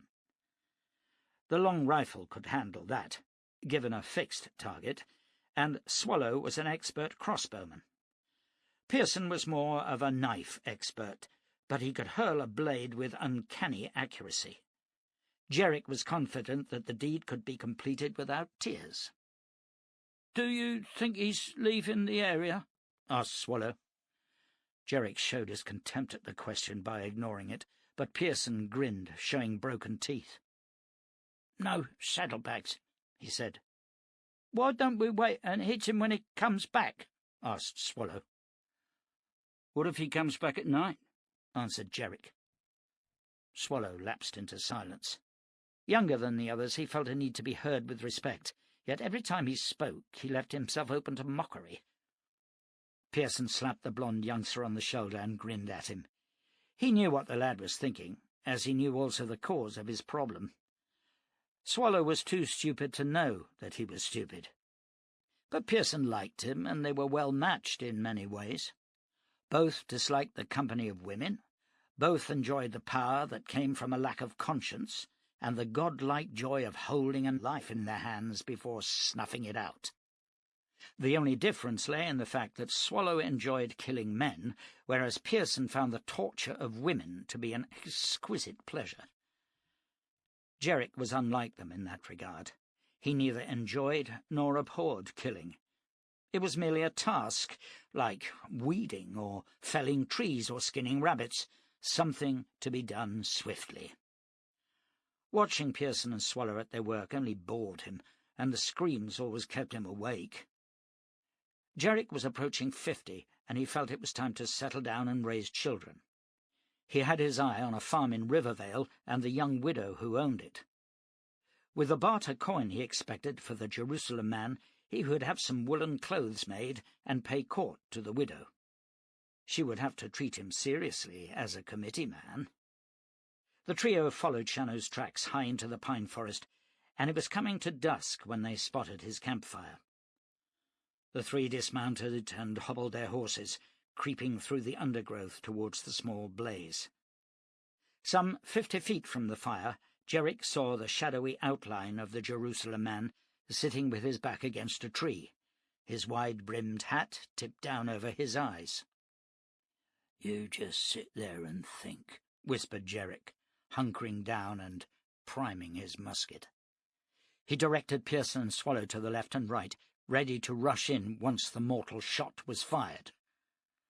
Then the two crept off into the trees.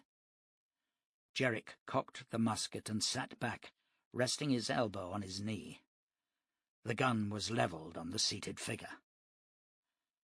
Something cold touched Jerrick's temple, and his head exploded. At the sound of the shot, Pearson loosed his crossbow bolt. It flashed across the clearing, slicing through Shannow's coat and the bush inside it. Swallow ran up, hurdling the campfire, and his knife followed Pearson's bolt. The coat fell from the bush, the hat toppling with it, and Swallow's mouth fell open. Something hit him a wicked blow in the back, and a hole the size of a man's fist appeared in his chest. He was dead before he hit the ground. Pearson backed away from the carnage and sprinted to his pony. Loosing the hobble, he leapt to the saddle and booted the animal into a run. The boom of Jerrick's musket came just as Pearson's pony had reached a gallop. The animal fell headlong, and Pearson flew over its neck to land on his back against a tree. He rolled and came up with a knife in his hand. "Show yourself!" he screamed. The Jerusalem man stepped from the screen of trees and moved into Pearson's view. In his hand was the ivory-handled percussion pistol. "You don't have to kill me," said Pearson, eyes locked on the pistol. "I won't come back. I'll just ride away." "Who sent you?" "Fletcher." How many others has he sent? None. We didn't think we'd need any more. What is your name? Why? So that I can mark your grave. It would be unseemly otherwise. The knife fell from his fingers. My name is Pearson. Alan Pearson. And the others? Al Jerrick and Zephyr's Swallow. Turn around, Mr. Pearson. Pearson closed his eyes and began to turn. He did not even hear the shot that killed him.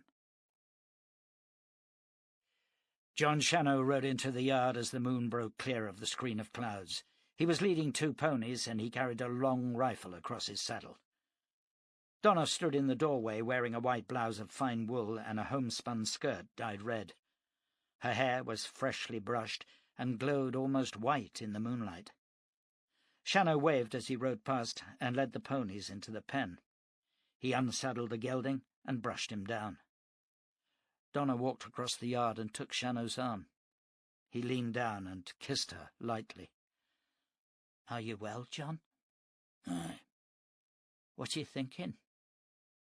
I was thinking that when I am with you, I understand something which has long escaped me. He lifted her hand and kissed it gently, reverently. What do you understand? It is a quotation from the book. Tell me. Though I speak with the tongues of men and of angels, and have not love, I am become as sounding brass or a tinkling cymbal. And though I have the gift of prophecy, and understand all mysteries and all knowledge, and though I have all faith, so that I could remove mountains, and have not love, I am nothing. There is more, but I would need the book to read it. It's beautiful, John. Who wrote it? A man named Paul. Did he write it for a woman? No, he wrote it for everyone.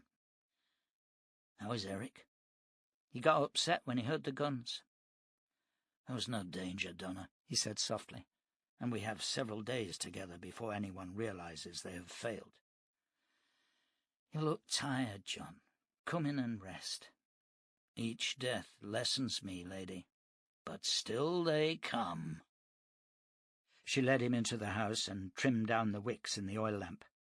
He sat in the comfort chair and his head dropped back. Gently she removed his boots and covered him with a heavy blanket. Sleep well, John. Sweet dreams. She kissed him and moved towards her room. Eric's door opened and he stood there rubbing sleep from his eyes. Is he back, Mother? He whispered. Yeah, he is all right. Did he kill all the men? I expect so, Eric. Go to bed. Will you come in with me? She smiled and led him back to the narrow bed, where she lay beside him. Within minutes he was asleep, but Donna Tabard could not sleep. Outside was a man who in the space of a few days had killed 5 others, a man living on the edge of sanity, chasing the impossible. He was seeking a city that no longer existed, in a land no one could find, in search of a god few believed in, a relic of a world which had passed into myth. And he loved her, or thought that he did, which was the same thing to a man, Donna knew. And now he was trapped, forced to remain, like a magnet drawing death to him, unable to run or hide. And he would lose. There would be no Jerusalem for Jon Shannow, and no home with Donna Tabard. The committee would hunt him down, and Donna would be Fletcher's woman, until he tired of her. Yet even knowing this, Donna could not send Jon Shannow away. She closed her eyes, and his face came unbidden to her mind, and she found herself staring at him as he slept in the comfort chair, his face so peaceful now, and almost boyish in the lamplight. Donna opened her eyes back in Eric's room and wished, not for the first time, that the Presto was alive. He always seemed to know what to do, and before advancing years sapped his judgment, he could read men and women. But he was gone, and there was no one to turn to. She thought of Shannow's fierce god, and remembering Ashbury's gentle, loving lord, found it incomprehensible that both men worshipped the same deity. The two men were fleece and flint, and so was their god. "Are you there, Shannow's god?" she whispered. "Can you hear me? What are you doing to the man? Why do you drive him so hard? Help him. Please help him." Eric stirred and mumbled in his sleep as she kissed him, lifting the blanket around his chin. His eyes opened dreamily. "I love you, Mother. Truly. And I love you, Eric, more than anything. Daddy never loved me." "Of course he did," whispered Donna, but Eric was asleep once more. Shannow awoke in the hour before dawn and opened the door to Donna's room. The bed was still made, and he smiled ruefully. He moved to the pump room and found himself staring once more at his reflection. "Quo vadis, Shannow?" he asked the grim grey man in the mirror. The sound of horses in the yard made him stiffen, and he checked his pistols and slipped out of the back door, keeping in the moon shadows until he reached the front of the house. 5 long wagons, drawn by oxen, stretched in a line back to the meadow, and a tall man on a dark horse was dismounting by the water trough. "Good morning," said Shannow, sheathing his pistol. "Do you mind if we water our animals?" asked the man. The sun was just clearing the eastern peaks, and Shannow saw that he was in his 30s and strongly built. He wore a black leather riding jacket cut high at the waist, and a hat sporting a single peacock feather. "As long as you replenish it from the well yonder," Shannow told him. "Where are you journeying?" "Northwest, through the mountains." "The Plague Lands?" asked Shannow. "No one goes there. I saw a man once who had come from there. His hair fell out, and his body was a mass of weeping sores that would not mend." "We do not believe it is the land. All sicknesses pass," said the man. "The man I knew said that the rocks gleamed in the night, and that no animals could be found there." "My friend, I have heard tales of giant lizards, flying pillars, and castles in clouds. I have yet to see any of them. Land is land, and I am sick of brigands. Daniel Cade is raiding once more, and I have a yen for the far mountains where even brigands will not go. Now, I myself have met a man who journeyed there, or said he did. He said that the grass grows green and the deer are plentiful, and much larger than elsewhere. He says he saw apples as big as melons, and in the distance a city the like of which he had never seen. Now, I am a man who needs to travel, and I mean to see that city." Shannow's mouth was suddenly dry. "I too would like to see that city," he said. "Then find yourself a wagon and travel with us, man. I take it those pistols are not mere ornaments." "I have no wagon, sir, nor enough barter coin to raise one, and I have commitments here that must be fulfilled." The man nodded and then grinned. "That's why I want you. I take no footloose rider straight from the outlands, and I won't import brigands into Avalon. You're a sturdy soul by the look of you. Do you have a family?" "Yes." "Then sell your farm and follow after us. There'll be land waiting." Shannow left him watering the oxen and walked inside, where Donna was awake and standing by the open door. "You heard that?" asked Shannow. "Yeah, the Plague Lands." "What do you feel?" "I do not want you to go, but if you go, we will go with you, if you'll have us." He opened his arms and drew her to him, too full of wild joy to speak. Behind him the tall man from the yard politely cleared his throat, and Shannow turned. "My name is Cornelius Griffin, and I may have a proposition for you." "Come in, Mr. Griffin," said Donna. "I am Donna Tabard, and this is my husband, John." "A pleasure, Fray Tabard." "You spoke of a proposition," said Shannow. "Indeed I did. We have a family with us who are not desirous of a risky journey, and it could be that they will part with their wagon and goods in return for your farm. Of course, there will be an extra amount in barter coin, should the prospect interest you." Jon Shannow rode his steel-dust gelding down the main street of Rivervale settlement, his long leather coat flapping against the horse's flanks, his wide-brimmed hat shading his eyes. The houses were mostly timber near the roadside, early dwellings of some 3 or perhaps 4 decades. On outlying hills above the shallow coal mine rose the new homes of stone and polished wood. Shannow rode past the mill and across the humpback bridge, ignoring the stares of workmen and loafers who peered at him from the shadows. Several children were playing in a dusty side street, and a barking dog caused his horse to jump sideways. Shannow sat unmoving in the saddle and rode on, reining in his mount at the steps to the alehouse. He dismounted and tied the reins to a hitching rail, mounted the steps, and entered the drinking hall. There were some 20 men sitting or standing at the long bar, among them the giant Bard, his head bandaged.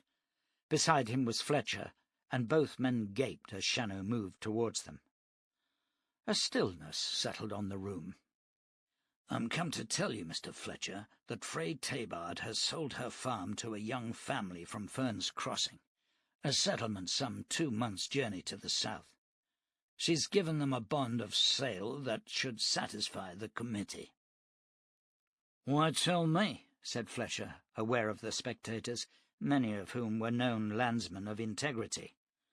"Because you are a murderous savage and a brigand, sir, who would lief as not kill the family and pretend they were usurpers." "How dare you?"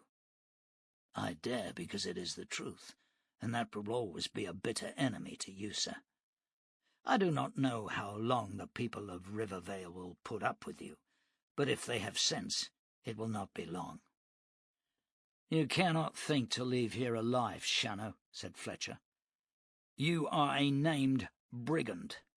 "Named by you. Jerrick, Swallow, and Pearson are dead, Mr. Fletcher. Before he died, Pearson told me you had offered him a place on your committee. Strange that you now have places for known women-killers."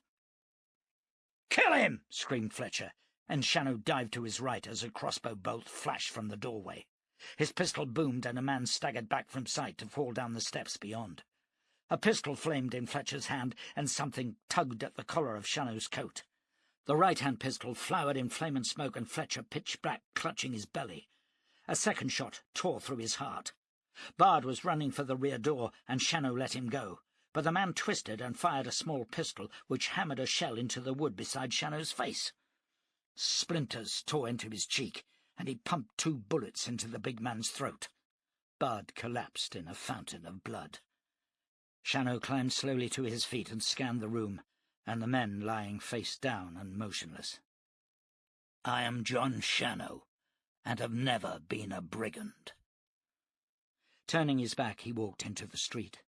A shell whistled past his head, and he turned and fired. A man reared up from behind the water trough, clutching his shoulder. In his hand was a brass-mounted percussion pistol. Then Shannow shot him again, and he fell without a sound.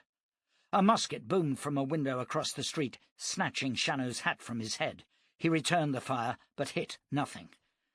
Climbing into the saddle, he kicked the gelding into a run. Several men raced to cut him off. One fired a pistol, but the gelding cannoned into the group and sent them sprawling to the dust. And Shannow was clear and over the humpback bridge, heading west to join Donna and Eric, and the road to Jerusalem. Chapter 3. Con Griffin swung in the saddle and watched the oxen toiling up the steep slope. The first of the 17 wagons had reached the lava ridge, and the others were strung out like vast wooden beads on the black slope. Griffin was tired, and the swirling lava dust burned his eyes. He swung his horse and studied the terrain ahead. As far as the eye could see, which from this height was a considerable distance, the black lava sand stretched from jagged peak to jagged peak. They'd been travelling now for 5 weeks, having linked with Jacob Madden's 12 wagons north of Rivervale. In that time they'd seen no riders nor any evidence of brigands on the move. And yet Griffin was wary. He had in his saddlebags many maps of the area, sketched by men who claimed to have travelled the lands in their youth. It was rare for any of the maps to correspond, but one thing all agreed on was that beyond the lava stretch lived a brigand band of the worst kind, eaters of human flesh. Griffin had done his best to prepare his wagoners for the worst. No family had been allowed to join the convoy unless they owned at least one working rifle or handgun. As things now stood, there were over 20 guns in the convoy, enough to deter all but the largest brigand party. Con Griffin was a careful man and, as he often said, a damned fine wagoner. This was his third convoy in 11 years, and he'd survived drought, plague, brigand raids, vicious storms, and even a flash flood. Men said Con Griffin was lucky, and he accepted that without comment. Yet he knew that luck was merely the residue of hard thinking and harder work. Each of the 22-foot wagons carried one spare wheel and axle suspended beneath the tailboards, plus 60 pounds of flour, 3 sacks of salt, 80 pounds of dried meat, 30 pounds of dried fruit, and 6 barrels of water. His own 2 wagons were packed with trade goods and spares: hammers, nails, axes, knives, saw blades, picks, blankets, and woven garments. Griffin liked to believe he left nothing to luck. The people who travelled under his command were tough and hardy, and Griffin, for all his outward gruffness, loved them all. They reflected all that was good in people: strength, courage, loyalty, and a stubborn willingness to risk all they had on the dream of a better tomorrow. Griffin sat back in the saddle and watched the Tabard wagon begin the long haul up the lava slope. The woman, Donna, intrigued him. Leather tough and satin soft, she was a beautiful contradiction. The wagon-master rarely involved himself in matters of the heart, but had Donna Tabard been available, he would have broken his rule. The boy Eric was running alongside the oxen, urging them on with a switch-stick. He was a quiet boy, but Griffin liked him. He was quick and bright and learned fast. The man was another matter. Griffin had always been a good judge of character, an attribute vital to a leader, yet he could make nothing of Jon Tabard, except that he was riding under an assumed name. The relationship between Tabard and Eric was strained, the boy avoiding the man at all but mealtimes. Still, Tabard was a good man with a horse, and he never complained or shirked the tasks Griffin set him. The Tabard wagon reached the top of the rise and was followed by the elderly scholar Peacock. The man had no coordination, and the wagon stopped halfway up the slope. Griffin cantered down and climbed up to the driving seat, allowing his horse to run free. "Will you never learn, Ethan?" he said, taking reins and whip from the balding Peacock. He cracked the 30-foot whip above the ear of the leading ox, and the animal lurched forward into the traces. Slowly the lumbering wagon moved up the hill. "Are you sure you can't read, Con?" asked Peacock. "Would I lie to you, scholar?" "It is just that fool Phelps can be tremendously annoying. I think he only reads sections that prove his case." "I've seen Tabard with a Bible. Ask him," said Griffin. The wagon moved onto the ridge, and he stepped to the running board and whistled for his horse. The chestnut stallion came at once, and Griffin climbed back into the saddle. Maggie Ames's wagon was the next to be stopped on the slope, a rear wheel lodged against a lava rock. Griffin dismounted and manhandled it clear, to be rewarded with a dazzling smile. He tipped his hat and rode away. Maggie was a young widow, and that made her dangerous indeed. Throughout the long hot afternoon, the wagon convoy moved on through the dusty ridge. The oxen were weary, and Griffin rode ahead, looking for a campsite. There was no water to be found, and he ordered the wagon stopped on the high ground above the plain, in the lee of a soaring rock face. Griffin unsaddled the chestnut and rubbed him down, then filled his leather hat with water and allowed the horse to drink. All around the camp, people were looking to their animals, wiping the dust from the nostrils of their oxen and giving them precious water. Out here, the animals were more than beasts of burden. They were life. Griffin's driver, a taciturn oldster named Burke, had prepared a fire and was cooking a foul-smelling stew in a copper-bottomed pot. Griffin sat opposite the man. "Another long day," he remarked. Burke grunted. "Worse tomorrow." "I know." "You won't get much more out of these animals. They need a week at least and good grass." "You see any grass today, Jim?" "I'm only saying what they need." "According to the map, there should be good grass within the next 3 days," said Griffin, removing his hat and wiping the sweat from his forehead. "Which map is that?" asked Burke, smiling knowingly. "Cardigan's. It seems about the best of them." "Yeah. Ain't he the one that saw the body eaters at work? Didn't they roast his companions alive?" "So he said, Jim. And keep your voice down." Burke pointed to the fat figure of Aaron Phelps, the arcanist, who was making his way to the wagon of Ethan Peacock. "He'd make a good lunch for them brigands." "Cardigan came through here 20 years ago. There's no reason to believe the same brigands are still in the area. Most war makers are movers," said Griffin. "I expect you're right, Mr. Griffin," agreed Burke with a wicked grin. "Still, I should send Phelps out as our advance scout. He'd feed an entire tribe." "I ought to send you, Jimmy. You'd put 'em off human flesh for life. You haven't bathed in the 5 years I've known you." "Water gives you wrinkles," said Burke. "I remember that from when I was a young'un. It shrivels you up." Griffin accepted the bowl of stew Burke passed him and tasted it. If anything, it was more foul than its smell, but he ate it, following it with flatbread and salt. "I do not know how you come up with such appalling meals," said Griffin at last, pushing his plate away. Burke grinned. "Nothing to work with. Now, if you gave me Phelps—" Griffin shook his head and stood. He was a tall man, red-haired and looking older than his 32 years. His shoulders were broad and his belly pushed out over the top of his belt, despite Burke's culinary shortcomings. He wandered along the wagon line, chatting to the families as they gathered by their cook fires, and ignored the squabbling Phelps and Peacock. At the Tabard wagon he stopped. "A word with you, Mr. Tabard," he said, and Jon Shannow set aside his plate and rose smoothly, following Griffin out onto the trail ahead of the wagons.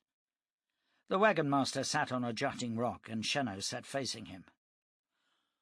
"There could be difficult days ahead, Mr. Tabard," began Griffin, breaking a silence which had been uncomfortable. "In what way?" "Some years ago there was a murderous brigand band in these parts. Now, when we come down from these mountains, we should find water and grass, and we will need to rest for at least a week. During that time, we could come under attack." "How may I help you?" "You are not a farmer, Mr. Tabard. I sense you are more of a hunter, and I want you to scout for us, if you will." Shannow shrugged. "Why not?" Griffin nodded. The man had asked nothing of the brigands, nor of their suspected armaments. "You are a strange man, Mr. Tabard." "My name is not Tabard. It is Shannow." "I've heard the name, Mr. Shannow. But I shall call you Tabard as long as you ride with us." "As you please, Mr. Griffin." "Why did you feel the need to tell me?" "I do not like living a lie." "Most men find little difficulty in that respect," said Griffin. "But then you are not as most men. I heard of the work you did in Alien." "It came to nothing. The brigands returned once I'd gone." "That is hardly the point, Mr. Shannow." "And what is?" You can only show the way, and it is for others to follow the path. In Alien they were stupid. When you've dusted a room, you do not throw away the broom." Shannow smiled, and Griffin watched him relax. "Are you a book man, Mr. Griffin?" The wagon master returned the smile and shook his head. "I tell people I cannot read, but yes, I have studied the book, and there is much sense in it. But I am not a believer, Mr. Shannow, and I doubt that Jerusalem exists." "A man must look for something in life, even if it is only a non-existent city." "You should speak to Peacock," said Griffin. "He has 1,000 scraps of Dark Age remnants, and now that his eyes are fading, he needs help to study them." Griffin rose to leave, but Shannow stopped him. "I want to thank you, Mr. Griffin, for making me welcome." "It is nothing. I am not a weak man, Mr. Shannow. Shadows do not frighten me, nor reputation such as yours. I will leave you with this thought, though. What point is there in seeking Jerusalem? You have a fine wife and a growing son who will need your talents at home, wherever home may lie." Shannow said nothing, and Griffin wandered back into the firelight. Shannow remained apart, sitting beneath the stars, lost in thought. Donna found him there close to midnight and sat beside him, curling her arm around his waist. "Are you troubled, John?" "No. I was thinking of the past."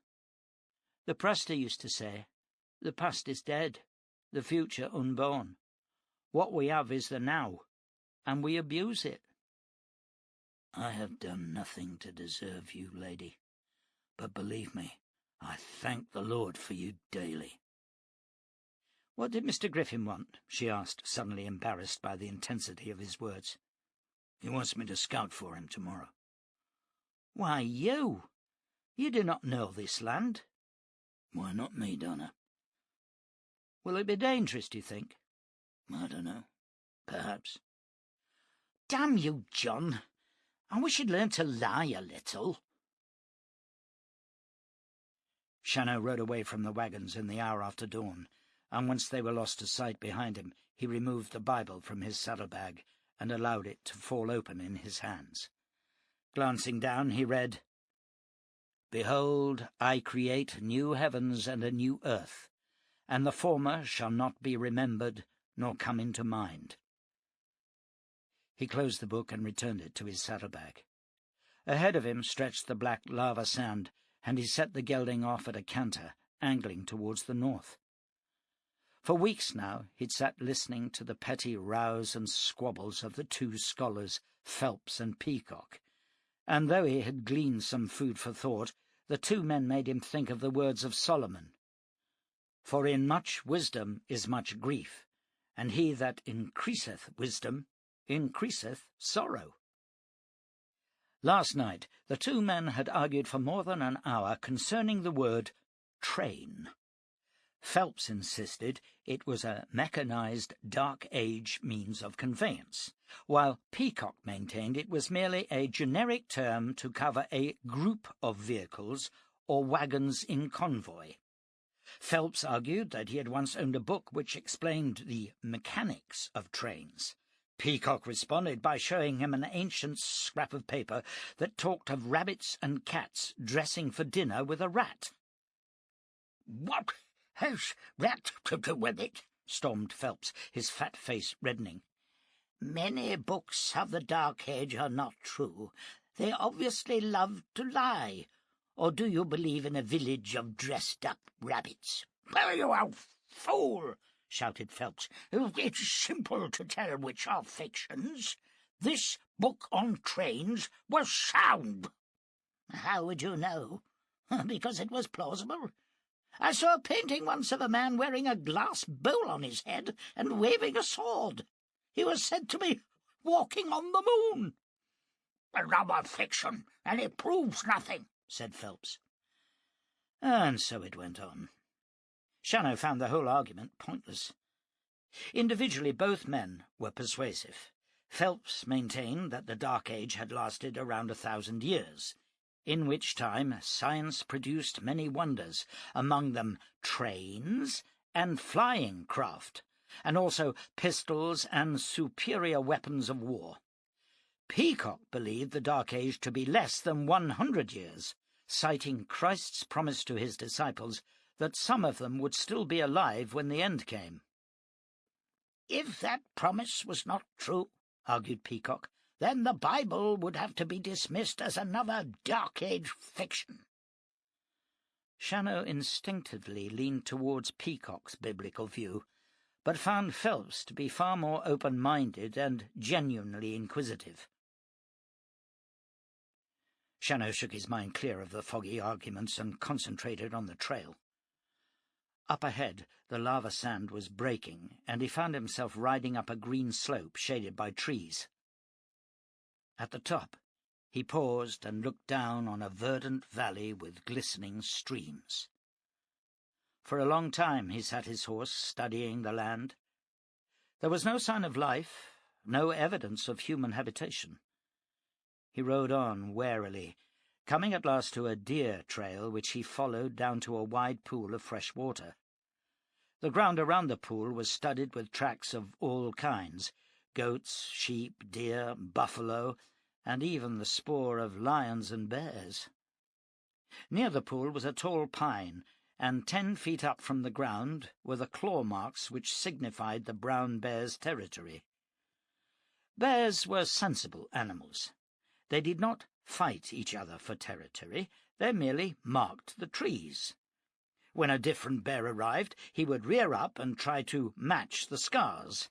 If he could outreach them, he would make his mark, and the smaller bear would depart once he'd seen his adversary was bigger and stronger. If he could not reach the scars, he would amble on in search of new territory. The idea appealed to Shannow, but even here a little trickery could be used.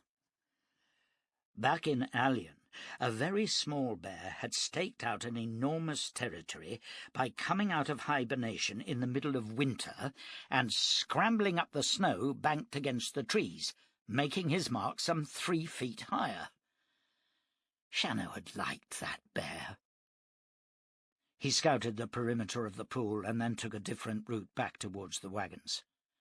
At the top of a rise he smelt wood smoke and paused, searching the surrounding skyline. The wind was easterly, and he angled his horse back through the trees, walking him slowly and carefully. The smell was stronger now, and Shannow dismounted and hobbled to gelding, making his way on foot through the thick bushes and shrubs. As he approached a circular clearing, he heard the sound of voices and froze. The language was one he had never heard, though certain words seemed familiar. Dropping to his belly, he eased his way forward, waiting for the breeze to rustle the leaves above him and disguise the sound of his movements. After several minutes of soundless crawling, he came to the edge of the clearing and squinted through a break in the leaves. Around a large fire sat 7 men, near naked, their bodies stained with streaks of blue and yellow dye. By the side of one of the men was a severed human foot. Shannow blinked as sweat stung his eyes. Then a man stood and walked towards him, stopping some yards to his left, where, pulling aside a deerskin loincloth, he urinated against a tree. Through the gap left by the man, Shannow could see the charred remains of a body spitted above the fire. Shannow felt his stomach heave and averted his gaze. By the trees on the other side of the clearing, 2 captives were tied together. Both were children of around Eric's age. They were dressed in buckskin tunics adorned with intricate patterns of shells, and their hair was dark and braided. Both children seemed in a state of shock, their eyes wide, their faces blank and uncomprehending. Shannow forced himself to look at the corpse. It was short, and no doubt was another child. Shannow's fury rose, and his eyes took on an almost feral gleam. Desperately, Shannow fought to hold the surging anger, but it engulfed him, and he pushed himself to his feet, his hands curling around the butts of his pistols. He stepped into sight, and the men scrambled to their feet, dragging knives and hatchets from their belts of rope and hide. Shannow's guns came up, and then he spoke. "Thou shalt be visited by the Lord of Hosts, with thunder and with earthquake and great noise." He triggered the pistols, and 2 men flew backwards. The other 5 screamed and charged. One went down with a bullet in the brain, a second fell clutching his belly. A third reached Shannow, and the man's hatchet flashed for his head, but Shannow blocked the blow with his right arm and thrust the left-hand pistol under the attacker's chin. The top of his head flowered like a scarlet bloom. A club caught Shannow on the side of his head, and he fell awkwardly. His pistol fired, shattering a man's knee. As a knife blade rose above his face, Shannow rolled and shot the wielder in the chest. The man fell across him, but Shannow pushed the body clear and lurched to his feet. The man with the shattered knee was crawling backwards. "And great noise, with storm and tempest and the flame of devouring fire." The cannibal raised his arms against the pistols, covering his eyes. Shannow fired twice, the shells smashing through the outstretched hands and into the face beyond, and the man pitched back. Shannow staggered and fell to his knees. His head was pounding and his vision blurred and swam. He took a deep breath, pushing back the nausea that threatened to swamp him. A movement to his right. He pointed his pistol, and a child screamed. "It's all right," said Shannow groggily. "I'll not harm you. Suffer little children to come unto me. Just give me a moment." He sat back and felt his head. The skin was split at the temple, and blood was drenching his face and shirt. He sheathed his guns and crawled to the children, cutting them free. The taller of the 2 sprinted away the moment the ropes were cut, but the other raised a hand and touched Shannow's face where the blood flowed. Shannow tried to smile, but the world spun madly before his eyes. "Go, boy. You understand? Go!" Shannow tried to stand, but fell heavily. He crawled for several yards and found himself lying next to a small, clear pool of water. Watching his blood drip to the surface and flow away in red ribbons, Shannow chuckled. "He leadeth me beside the still waters.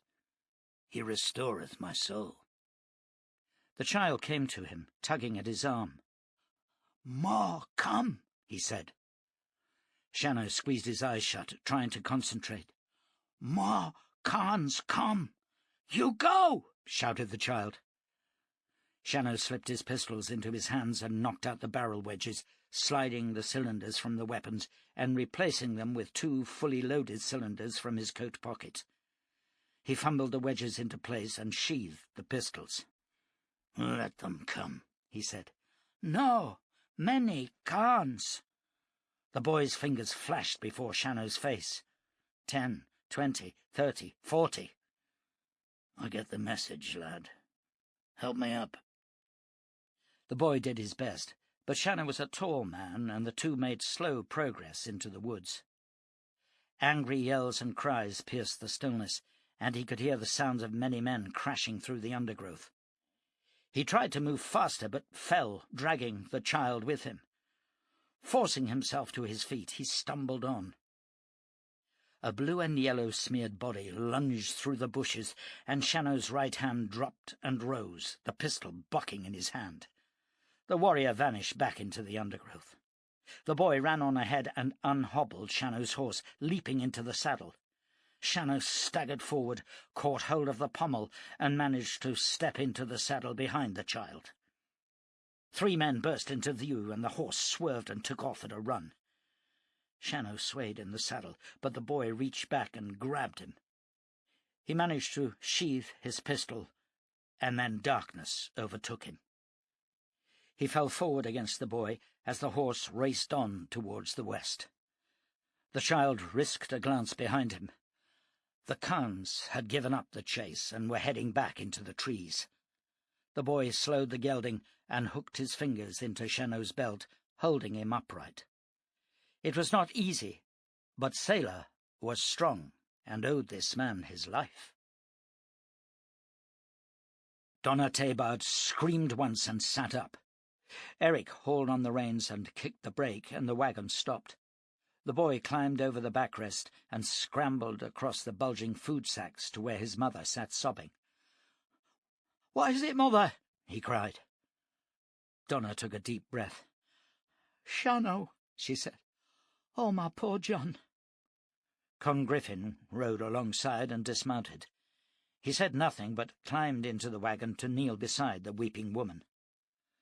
Looking up into his powerful face, she saw the concern etched there. "He's dead." "You were dreaming, Fray Tabard." "No, he rescued 2 children from the savages, and now he's buried deep in the ground." "A dream," insisted Griffin, placing a huge hand on her shoulder. "You don't understand, Mr. Griffin. It is a talent I have. We are going to a place where there are 2 lakes. It is surrounded by pine trees. There is a tribe who paint their bodies yellow and blue. Shannow killed many of them and escaped with a child. Now he is dead. Believe me." "You are an ESPer, Donna?" "Yeah. No. I can always see those close to me. Shannow is buried." Griffin patted her shoulder and stepped down from the wagon. "What's happening, Con?" shouted Ethan Peacock. "Why are we stopping?" "Fray Tabard is unwell. We'll move on now," he answered. Turning to Eric, he said, "Leave her now, lad, and get the oxen moving." He stepped into the saddle and rode back along the convoy to his own wagons. "And what was the hold-up?" Burke asked him.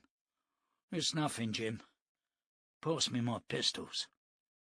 Burke clambered back into the wagon and opened a brass-edged walnut box. Within were 2 engraved, double-barreled flintlock pistols. Burke primed them both with powder from a bone horn and gathered the saddle holsters from a hook on the wagon wall. Con Griffin slung the holsters across his pommel and thrust the pistols home. Touching his heel to the chestnut, he cantered back to Madden's wagon. "Trouble?" queried the bearded farmer, and Griffin nodded. "Leave your son to take the reins and join me at the head." Griffin swung his horse and rode back to the lead wagon. If Donna Tabard was right, his convoy was in deep trouble. He cursed, for he knew without doubt that she would be proved correct. Madden joined him within minutes, riding his slate-grey gelding of 17 hands. A tall, thin, angular man with a close-cropped black beard but no moustache. His mouth was a thin, hard line, and his eyes dark and deep-set. He carried a long rifle cradled in his left arm, and by his side was a bone-handled hunting knife. Griffin told him of Donna's fear. "You think she's right?" "Has to be. Cardigan's diary spoke of the blue and yellow stripes." "What do we do?" "We have no choice, Jacob. The animals need grass and rest. We must go in." The farmer nodded. "Any idea how big a tribe?" "No." "I don't like it, but I'm with you." "Alert all the families. Tell them to prime weapons." The wagons moved on, and by late afternoon came to the end of the lava sand. The oxen, smelling water ahead, surged into the traces, and the convoy picked up speed. "Hold 'em back!" yelled Griffin, and the drivers kicked hard on the brakes, but to little avail. The wagons crested a green slope and spread out as they lurched and rumbled for the river below, and the wide lakes opening beside it. Griffin cantered alongside the leading wagon, scanning the long grass for movement. As the first wagon reached the water, a blue and yellow streaked body leapt to the driver's seat, plunging a flint dagger into Aaron Phelps's fleshy shoulder. The scholar lashed out, and the attacker lost his balance and fell. Suddenly warriors were all around them, and Griffin pulled his pistols clear and cocked them. A man ran at him carrying a club. Griffin shot into his body and kicked his horse into a run. Madden's long rifle boomed, and a tribesman fell with a broken spine. Then the other guns opened up, and the warriors fled. Griffin joined Madden at the rear of the convoy. "What do you think, Jacob?" "I think they'll be back. Let's fill the barrels and move on to open ground." 2 wagoners were injured in the brief raid. Aaron Phelps had a deep wound in his right shoulder, and Maggie Ames's young son, Mose, had been gashed in the leg by a spear. 4 tribesmen were killed outright. Others had been wounded, but had reached the sanctuary of the trees. Griffin dismounted next to one of the corpses. "Look at those teeth," said Jacob Madden. They were filed to sharp points. Ethan Peacock came to stand beside Griffin and peered at the blue and yellow corpse. "And idiots like Phelps expect us to agree with their theories of the Dark Age," he said. "Can you see that creature piloting a flying machine? It's barely human." "Damn you, Ethan. This is no time for debate. Get your barrels filled." Griffin moved to Phelps's wagon, where Donna Tabard was battling to staunch the bleeding. "It needs stitches, Donna," said Griffin. "I'll get a needle and thread." "I'm going to die," said Phelps. "I know it." "Not from that you won't," Griffin told him. "But by God, it'll make you wish you had." "Will they come back?" asked Donna. "It depends on how big the tribe is," answered Griffin. "I would expect them to try once more. Is Eric gathering you water?" "Yes." Griffin fetched needle and thread, passing them to Donna. Then he checked his pistols. He'd fired all 4 barrels, yet could remember only 1. Strange, he thought, how instinct could overcome reason. He gave the pistols to Burke to load and prime. Madden had taken 6 men to watch the woods for any sign of the savages, and Griffin supervised the water-gathering. Towards dusk he ordered the wagons out and away from the trees to a flat meadow to the west. Here the oxen were unharnessed, and a rope paddock set up to pen the beasts. Madden organized guards at the perimeter of the camp, and the travellers settled down to wait for the next attack. Shannow's dreams were bathed in blood and fire. He rode a skeleton horse across a desert of graves, coming at last to a white marble city and a gate of gold that hurt his eyes as he gazed upon it. "Let me in," he called. "No beasts may enter here," a voice told him. "I am not a beast." "Then what are you?" Shannow looked down at his hands and saw they were mottled grey and black and scaled like a serpent. His head ached, and he reached up to the wound. "Let me in. I am hurt." "No beasts may enter here." Shannow screamed as his hand touched his brow, for horns grew there, long and sharp, and they leaked blood that hissed and boiled as it touched the ground. "At least tell me if this is Jerusalem." "There are no brigands for you to slay, Shannow. Ride on." "I have nowhere to go." "You chose the path, Shannow. Follow it. But I need Jerusalem.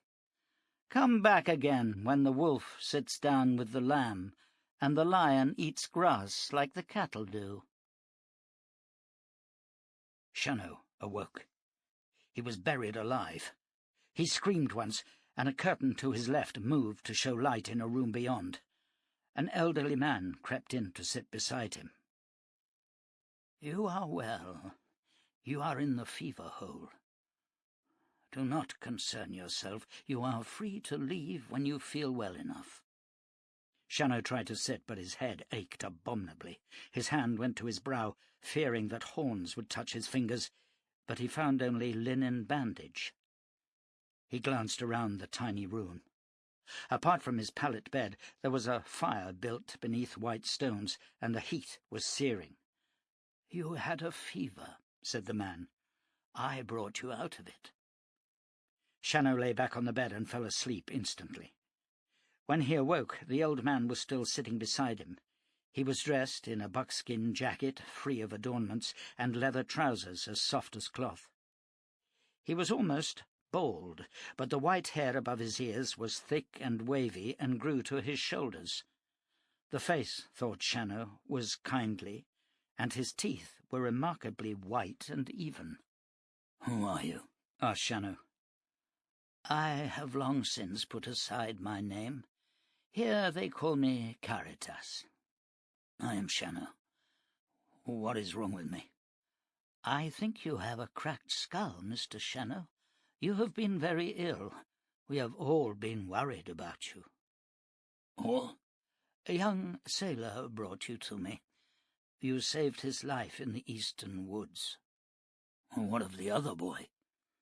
He did not come home, Mr. Shannow. I fear he was recaptured. My guns and saddlebags? Safe. Interesting pistols, if I may say so. They are copies of the 1858 Colt. The original was a fine weapon, as cap and ball pistols go. They are the best in the world, Mr. Caritas. Just Caritas, and yes, I expect you're right. At least until someone rediscovers the Smith & Wesson 44 Russian, or indeed the 1898 Luger. I myself have always held the high-power Browning in great esteem. How are you feeling? Not good, admitted Shannow. You almost died, my friend. The fever was most powerful, and you were badly concussed. I am amazed that you remained conscious after being struck. I don't remember being hit. Oh, that is natural. Your horse is being well looked after. Our young men have never seen a horse, yet Sailor rode him like a centaur to bring you home. It makes one inclined to believe in genetic memory. You're speaking in riddles. Yes, and I'm tiring you. Rest now, and we will talk in the morning. Shannow drifted back into darkness and awoke to find a young woman by his bed. She helped him to eat some broth and bathed his body with water-cooled cloths. After she had gone, Caritas returned. I see you are feeling better. Your colour is good, Mr. Shannow. The old man called out, and two younger men ducked into the fever hole. Help Mr. Shannow out into the sunlight. It will do him good. Together they lifted the naked man and carried him up out of the hole, laying him on a blanket under a wide shade made from interwoven leaves. Several children were playing nearby, and they stopped to watch the stranger. Shannow glanced around. There were more than 30 huts in view, and to his right a shallow stream bubbled over pink and blue stones. "Beautiful, isn't it?" said Caritas. "I love this place. If it wasn't for the Khans, this would be paradise." "The Khans?" "The cannibals, Mr. Shannow." "Oh, yes, I remember." "Sad, really. The elders did it to them, polluted the land and the sea. The Khans should have died. They came here 200 years ago when the plagues began. I wasn't in this area then, or I could have warned them to stay clear. The stones used to gleam at night, and no animal could survive. We still suffer a high incidence of cancer, but the main effects seem to be on the brain and the glandular system. With some, they become atavistic. Others develop rare ESP powers, while some of us just seem to live forever." Shannow decided the man was mad and closed his eyes against the pain in his temple. "My dear chap," said Caritas, "forgive me. Ella, fetch the coca." A young woman came forward, bearing a wooden bowl in which dark liquid swirled. "Drink that, Mr. Shannow." He did as he was bid. The drink was bitter, and he almost choked, but within seconds the pain in his head dulled and disappeared. "There, that's the ticket.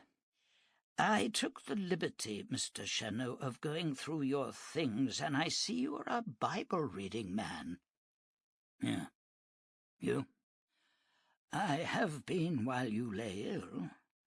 It's a long time since I have seen a Bible.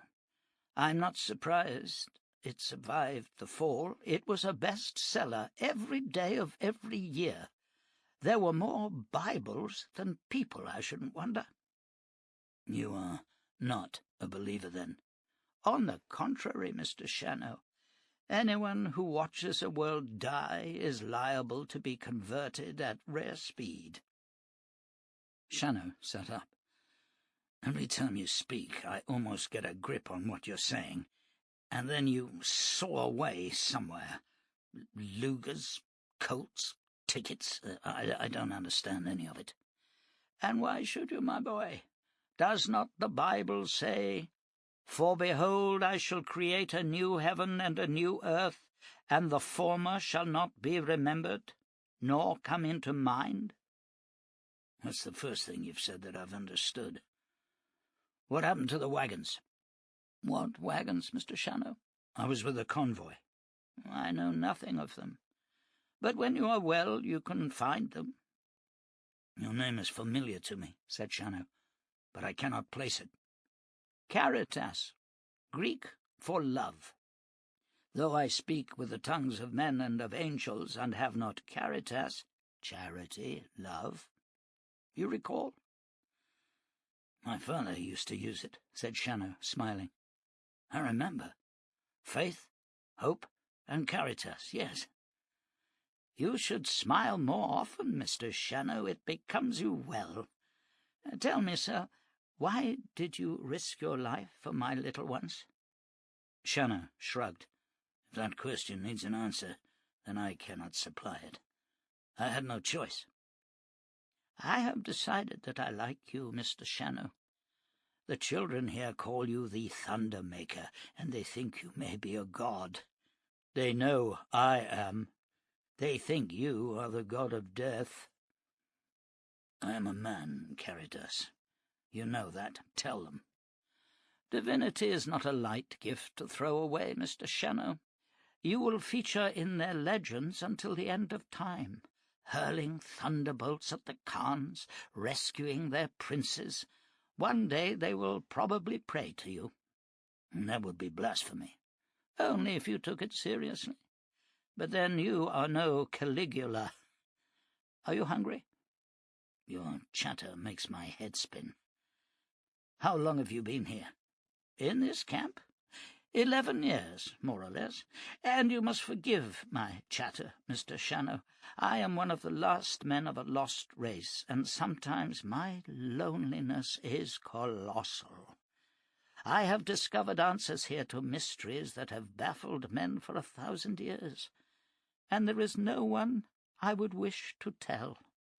All I have is this small tribe who were once Eskimos, and now are merely food for the Khans. Oh, it is all too galling, Mr. Shannow.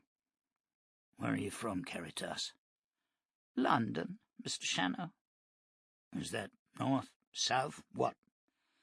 By my calculations, sir, it is north, and sits under 1,000,000 tons of ice, waiting to be discovered in another millennium. Shannow gave up and lay back on the blanket, allowing sleep to wash over him. Mad though he undoubtedly was, Caritas organized the village with spectacular efficiency, and was obviously revered by the villagers. Shannow lay on his blankets in the shade and watched the village life passing him by. The huts were all alike, rectangular and built of mud and logs, with roofs slanting down and overhanging the main doors. The roofs themselves appeared to be constructed from interwoven leaves and dried grass. They were sturdy buildings, without ostentation. To the east of the village was a large log cabin, which, Caritas explained, held the winter stores, and beside it was a wood store, 7 feet high and 15 feet deep.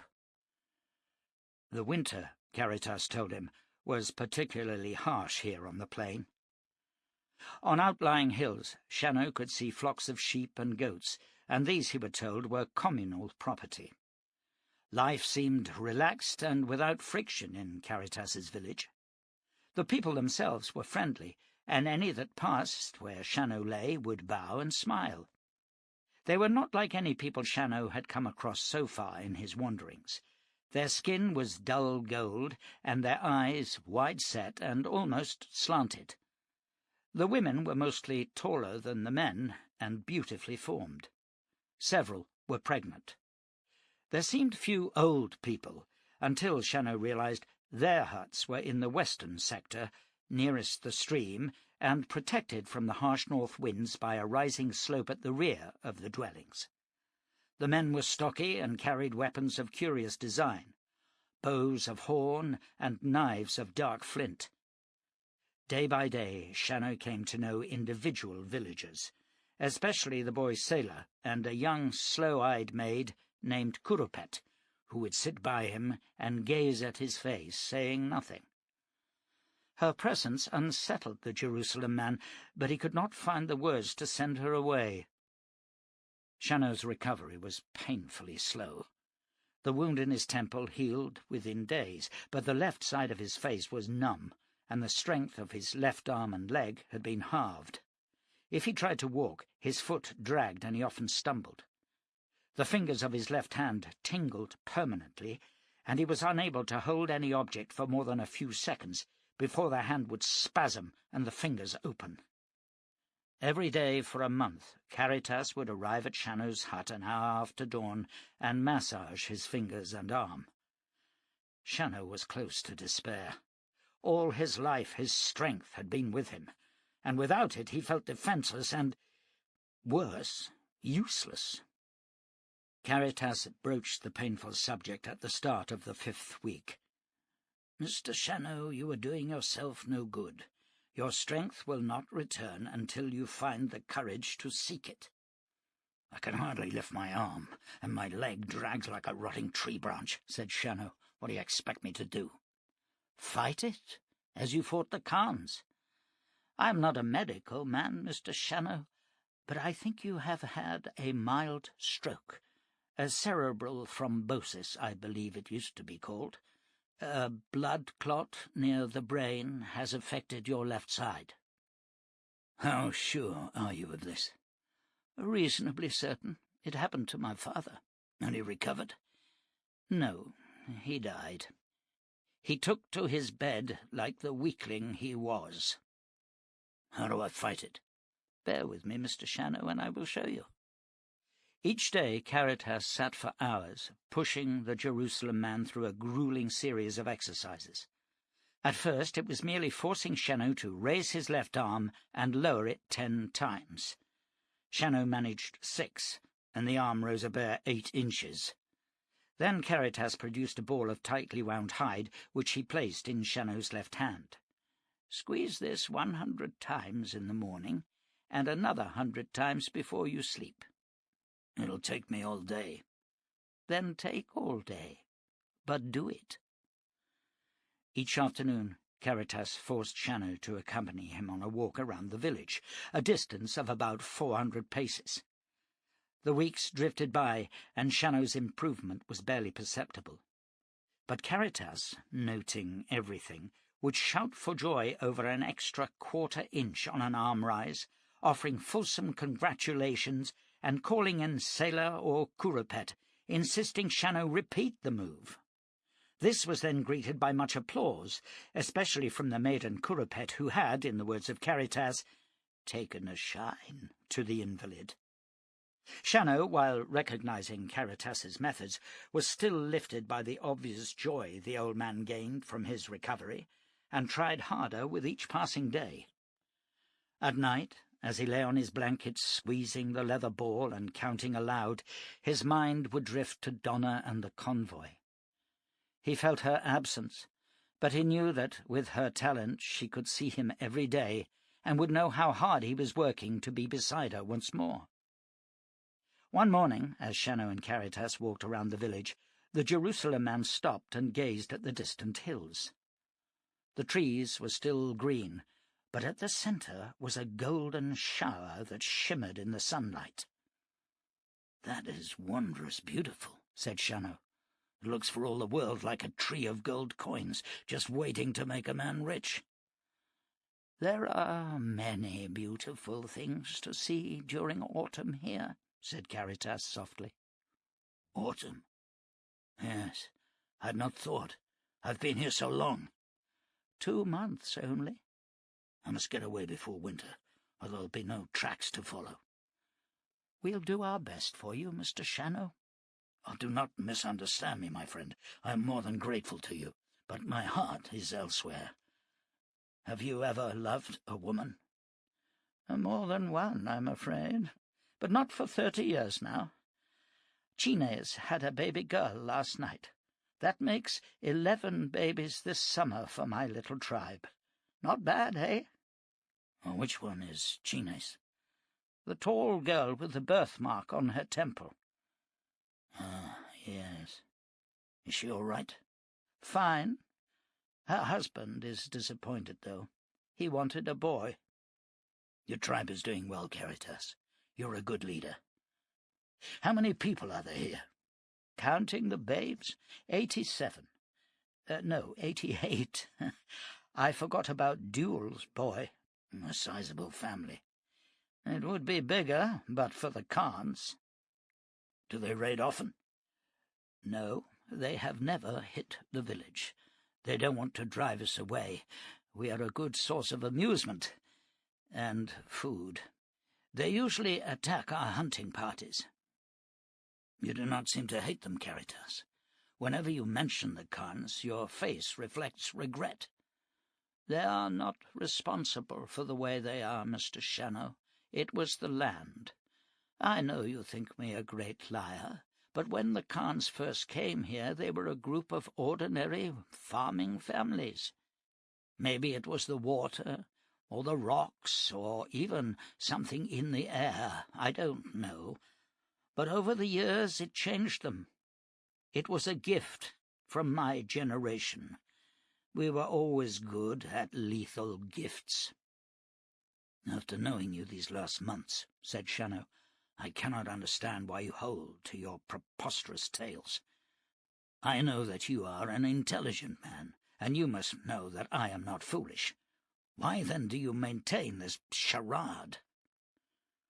Caritas sat down on the grass and beckoned Shannow to join him. My dear boy, I hold to it because it is true. But let me say that the land may have affected me too. It could all be a dream of fantasy. I think it is true. My memory tells me it is true. But I could merely be insane. What does it matter? It matters to me, Caritas. I like you. I owe you a debt. You owe me nothing. You saved Sela. One thing does concern me, however, and that is the direction your wagons are taking. You say you were heading northwest? Yes. But was there any intention of turning east? Not that I know of. Why? Probably it is of no matter. It is a strange land, and there are some who live there who would make the Khans seem hospitable. That is as hard to swallow as some of your stories. The smile left Caritas's face.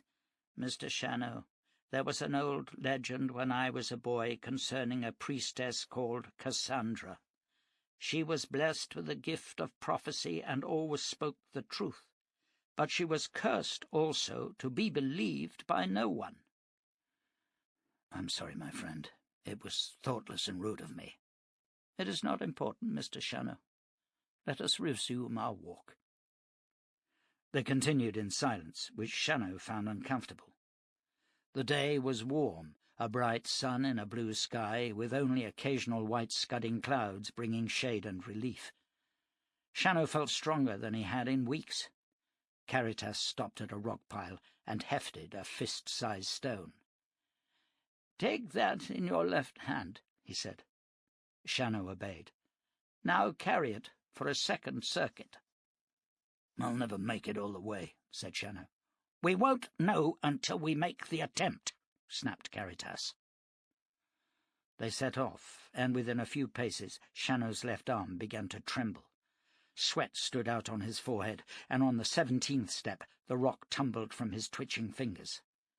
Caritas took a stick and thrust it into the ground. "That is your first mark, Mr. Shannow. Tomorrow you will go beyond it." Shannow rubbed at his arm. "I made you angry," he said. Caritas turned to him, his eyes gleaming. "Mr. Shannow, you are right. I have lived too long and seen too much, and you have no idea how galling it is to be disbelieved. I'll tell you something else that you will not be able to understand nor comprehend. I was a computer expert, and I wrote books on programming. That makes me the world's greatest living author, and an expert on a subject that is so totally valueless here as to be obscene. I lived in a world of greed, violence, lust, and terror. That world died. Yet what do I see around me? Exactly the same thing, only on a mercifully smaller scale. Your disbelief hurts me harder than I can say. Then let us start afresh, Caritas, said Shannow, laying his hand on the old man's shoulder. You are my friend. I trust you, and no matter what you tell me, I swear I will believe it. That is a noble gesture, Mr. Shannow, and it will suffice. So, tell me about the dangers in the east. Tonight we will sit by the fire and talk, but for now I have things to do. Walk around the village, twice more, Mr. Shannow, and when you have your hut in sight, try to run. As the old man walked away, Kurapet approached Shannow, averting her eyes. Are you well, Thundermaker? Better every day, lady. May I fetch you some water? No. Caritas says I must walk and run. May I walk with you? Shannow gazed down at her and saw she was blushing. Of course, it would be my pleasure. She was taller than most young women of the village, and her hair was dark and gleamed as if oiled. Her figure was coltish, and she moved with grace and innocent sensuality. How long have you known Caritas? He asked, making conversation. He has always been with us. My grandfather told me that Caritas taught him to hunt when he was a boy. Shannow stopped. Your grandfather? But Caritas himself could not have been very old at that time. Caritas has always been old. He is a god. My grandfather said that Caritas also trained his grandfather. It is a very special honor to be taught by Caritas. Perhaps there's been more than one Caritas, suggested Shannow. Perhaps, agreed Kurapet. Tell me, Lord Thundermaker, are you allowed to have women? Allowed? No, said Shannow, reddening. It is not permitted. That is sad, said Kurapet. Yes. Are you being punished for something? No. I'm married, you see. I have a wife. Only one? Yes. But she's not here. No. I am here. I'm well aware of that, and thank you for your kindness, said Shannow at last. Excuse me, I'm very tired. I think I'll sleep now. But you have no run. Another time. Shannow stepped into the hut and sat down, feeling both foolish and pleased. He removed his pistols from the saddlebags and cleaned them, checking the caps and replacing them. The guns were the most reliable he'd ever known, misfiring only once in 20. They were well balanced and reasonably true, if one compensated for the kick on the left-hand pistol. He checked his store of brass caps and counted them. 170 remained. He had enough fulminates for twice that, and black powder to match. Caritas entered as he was replacing his weapons in the saddlebags. Black powder was a good propellant, said the old man, but not enough of it burns, and that's why there is so much smoke. I make my own, said Shannow, but the saltpeter is the hardest to find. Sulphur and charcoal are plentiful. How are you faring? Better today. Tomorrow I will run. Kurapet told me of your conversation. Do you find it hard to talk to women? Yes, admitted Shannow. Then try to forget that they are women. That is very hard. Kurapet is breathtakingly attractive. You should have accepted her offer. Fornication is a sin, Caritas. I carry enough sins already. Caritas shrugged. I will not try to dissuade you. You asked about the East and the dangers there. Strangely, the Bible figures in the story. A religious tribe, you mean? Precisely. Although they view matters somewhat differently from you, Mr. Shannow, they call themselves the Hell-born. They maintain that since Armageddon is now a proved reality, and since there is no New Jerusalem, Lucifer must have overpowered Jehovah. Therefore they pay him homage as the Lord of this world. That is vile, whispered Shannow. They practice the worship of Molech, and give the firstborn child to the fire. Human sacrifice takes place in their temples, and their rites are truly extraordinary. All strangers are considered enemies, and are either enslaved or burnt alive. They also have pistols and rifles, Mr. Shannow, and they have rediscovered the rimless cartridge. I do not understand. Think of the difference between the percussion pistols you own and the flintlocks you have come across. Well, the cartridge is as far ahead of the percussion cap as that. Explain it to me. I can do better than that, Mr. Shannow. I will show you. Caritas opened his sheepskin jerkin, and there, nestling in a black shoulder holster, was a pistol the like of which Shannow had never seen. It had a rectangular black grip, and when Caritas pulled it clear, he saw that the body of the gun was also a rectangle. Caritas passed it to Shannow. How does it load? Press the button to the left of the butt. Shannow did so, and a clip slid clear of the butt. Shannow placed the gun in his lap and examined the clip. He could see a glint of brass at the top, and he slid the shell into his hand, holding it up against the light from the fire. "That," said Caritas, "is a cartridge. The oval shape at the point is the lead bullet. The brass section replaces the percussion cap. It contains its own propellant and, when struck by the firing pin, explodes, propelling the shell from the barrel." But how does the, bullet get from the clip to the breech? Caritas took up the automatic and pulled back the casing, exposing the breech. A spring in the clip forces the shell up, and releasing the block like so, the casing snapped back into position, pushes the shell into the breech. Now this is the beauty of the weapon, Mr. Shannow. When the trigger is pulled, the firing pin explodes the propellant and sends the shell on its way, but the blowback from the explosion forces the casing backwards. A hook pulls clear the cartridge case, which is then struck from beneath by another cartridge and thrown from the pistol. As the casing springs back, it pushes the next shell into the breech. Simple and superb. What is it called? Oh, this, my dear fellow, is the Browning of 1911, with a single-link locking system. It is also the reason why the Khans will not raid where I am. You mean it works? Of course it works. It is not a patch on their later models, but it was considered a great weapon in its day. I'm still to be convinced, said Shannow. It looks clumsy and altogether too complicated. Tomorrow, Mr. Shannow, I shall give you a demonstration.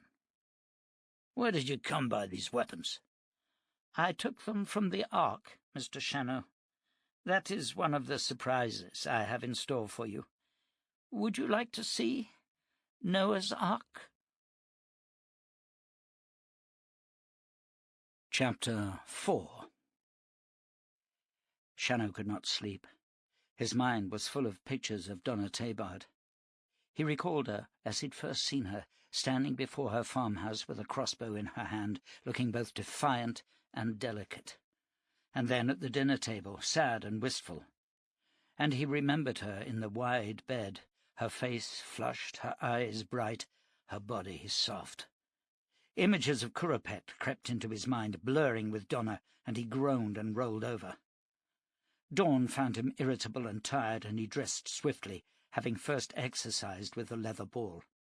His left hand was stronger now, yet still a shadow of what it had been.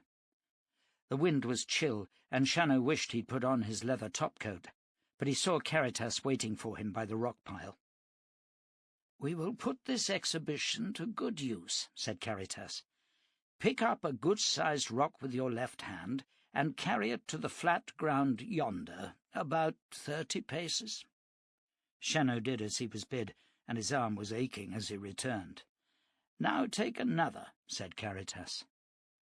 6 times he ordered Shannow to pick up rocks, and then he told him to watch. The rocks were now in a line, each of them the size of a man's fist. Caritas drew the Browning and cocked it, his arm levelled, and the gun fired with a sharp crack. There was little smoke, and one of the rocks splintered. On the ground by Caritas's feet lay a brass shell, and the weapon in his hand was cocked and ready. "Now you try, my dear fellow." He reversed the gun and handed it to Shannow. The balance was good, the weight nestling back into his palm rather than forward like the percussion pistols. He lined the weapon and squeezed the trigger, and a spurt of dust leapt up a foot behind the rock. Shannow fired once more, and the rock split apart. He was impressed, though he tried not to show it. "My own pistols could duplicate the accuracy." "I don't doubt it, but the Browning can be loaded with 9 shells in less than 10 seconds. "And you say the Hellborn have these?" "No, thank God. They have revolvers, copies of the Adams and some Remington replicas, but their craftsmen have evolved the weapons. Their level of technology is fairly high." "Well, they are a problem for another day," said Shannow. "But tell me of Noah's Ark, or is that another joke?" "Not at all. We will see it in the spring, with the Guardian's permission." "I will not be here in the spring, Caritas."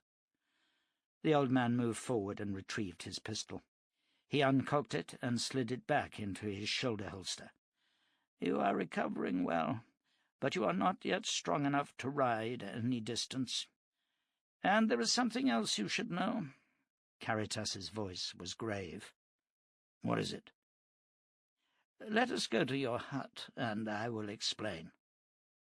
Once inside, beside a warm fire, Caritas opened the leather pouch at his hip and produced a round stone, which he passed to Shannow. Warm to the touch and gleaming softly gold in the firelight, it was veined with black streaks and highlighted by tiny specks of silver. "It is a pretty piece," said Shannow, "but what do you have to tell me?" "You are holding your life in your hand, Mr. Shannow, for that is a healing stone, and on you it has worked a miracle." "I've heard of such. The Daniel stone?" "Indeed it is. But its significance to you is very great. You see, Mr. Shannow, you are in fact dead. When Sailor brought you to me, your skull was smashed. I don't know how you lived as long as you did, but the stone held you as it still holds you.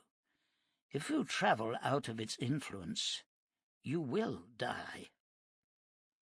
Shannow tossed the stone to Caritas. "Dead?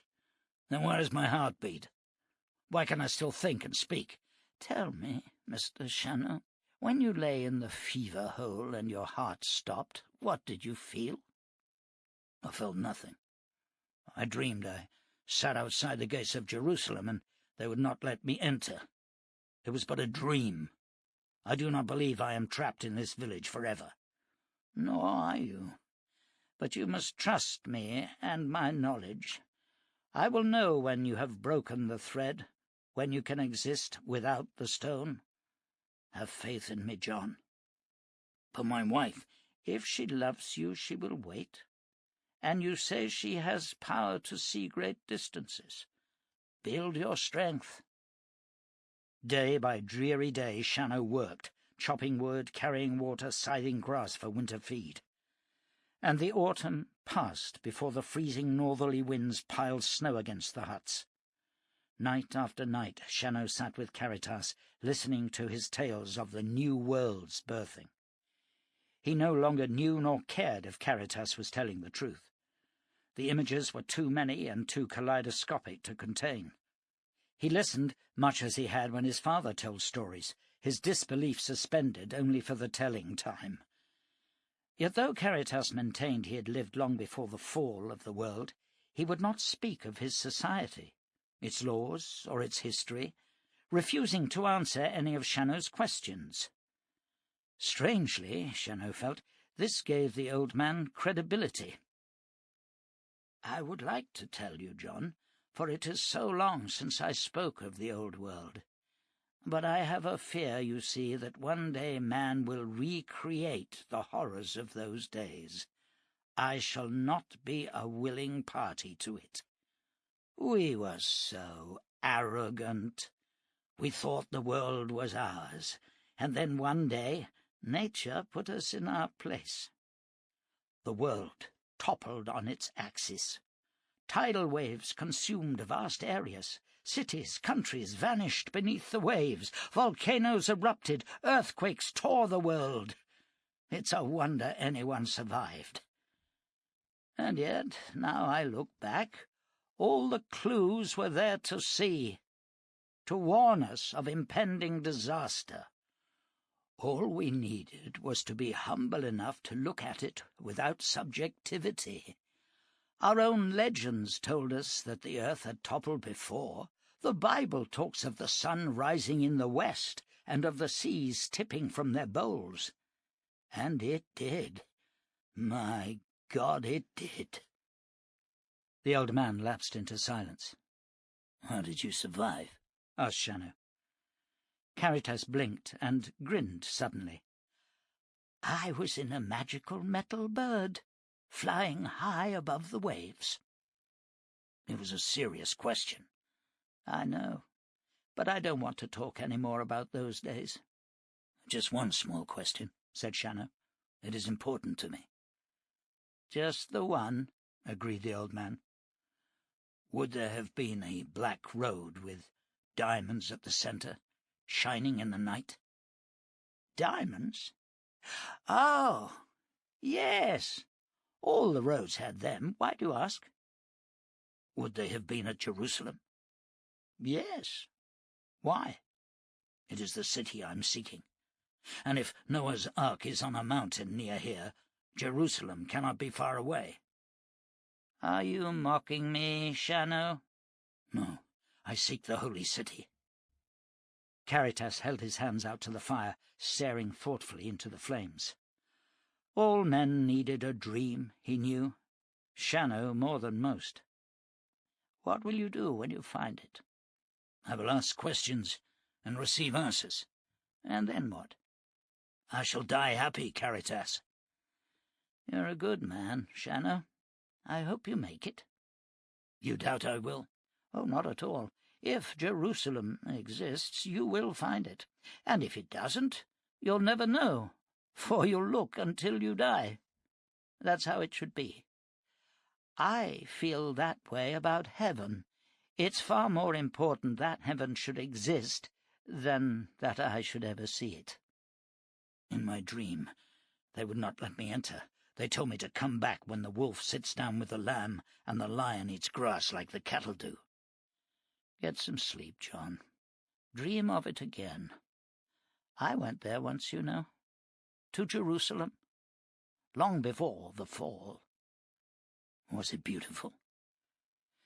Caritas remembered the chokingly narrow streets in the old quarter, the stink of bazaars, the tourist areas, the tall hotels, the pickpockets and the car bombs. "Yes," he said, "it was beautiful. Good night, John." Caritas sat in his long cabin, his mood heavy and dark. He knew that Shannow would never believe the truth, but then, why should he? Even in his own age of technological miracles, there had still been those who believed that the earth was flat, or that man was made by a benevolent, bearded immortal out of a lump of clay. At least Shannow had a solid fact to back his theory of Armageddon. The world had come close to death.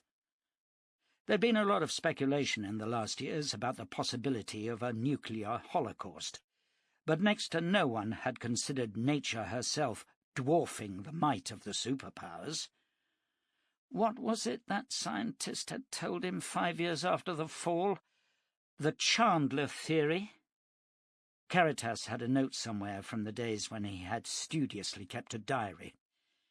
The old man moved into the back room and began to rummage through oak chests covered in beaver pelts. Underneath a rust-dark and brittle copy of the London Times, he found the faded blue jackets of his diary collection, and below those the scraps of paper he had used for close to 40 years. Useless, he thought, remembering the day when his last pencil had grown too small to sharpen. He pushed aside the scraps and searched through his diaries, coming at last to an entry for May the 16th. It was 6 years after the fall. Strange how the memory fades after only a few centuries, he told himself with a grin. He read the entry and leaned back, remembering old Webster and his moth-eaten wig. It was the ice at the poles, Webster had told him, increasing at the rate of 95,000 tons a day, slowly changing the shape of the Earth from spheroid to ovoid. This made the spin unstable. Then came the day when mighty Jupiter and all the other major planets drew into a deadly line to exert their gravitational pull on the Earth, along with that of the Sun. The Earth, already wobbling on its axis, toppled, bringing tidal waves and death and a new ice age for much of the hemisphere. Armageddon? God the Father moving from homilies to homicide?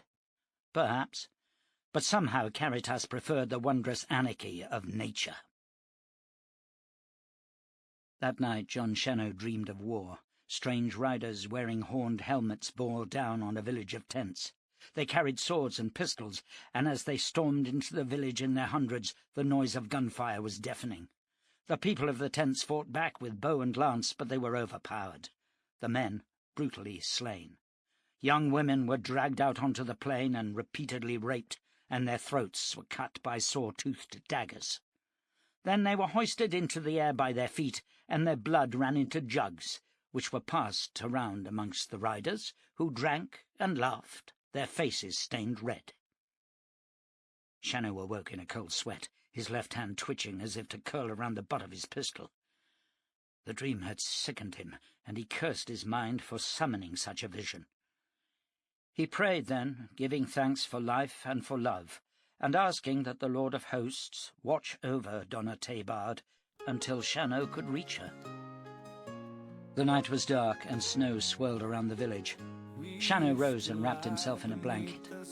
Moving to the hearth, he raked the coals until a tiny flame appeared, then added timber and fresh wood and blew the fire into life. The dream had been so real, so brutally real.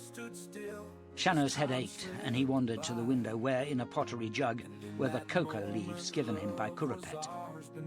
As ever, they dealt with the pain.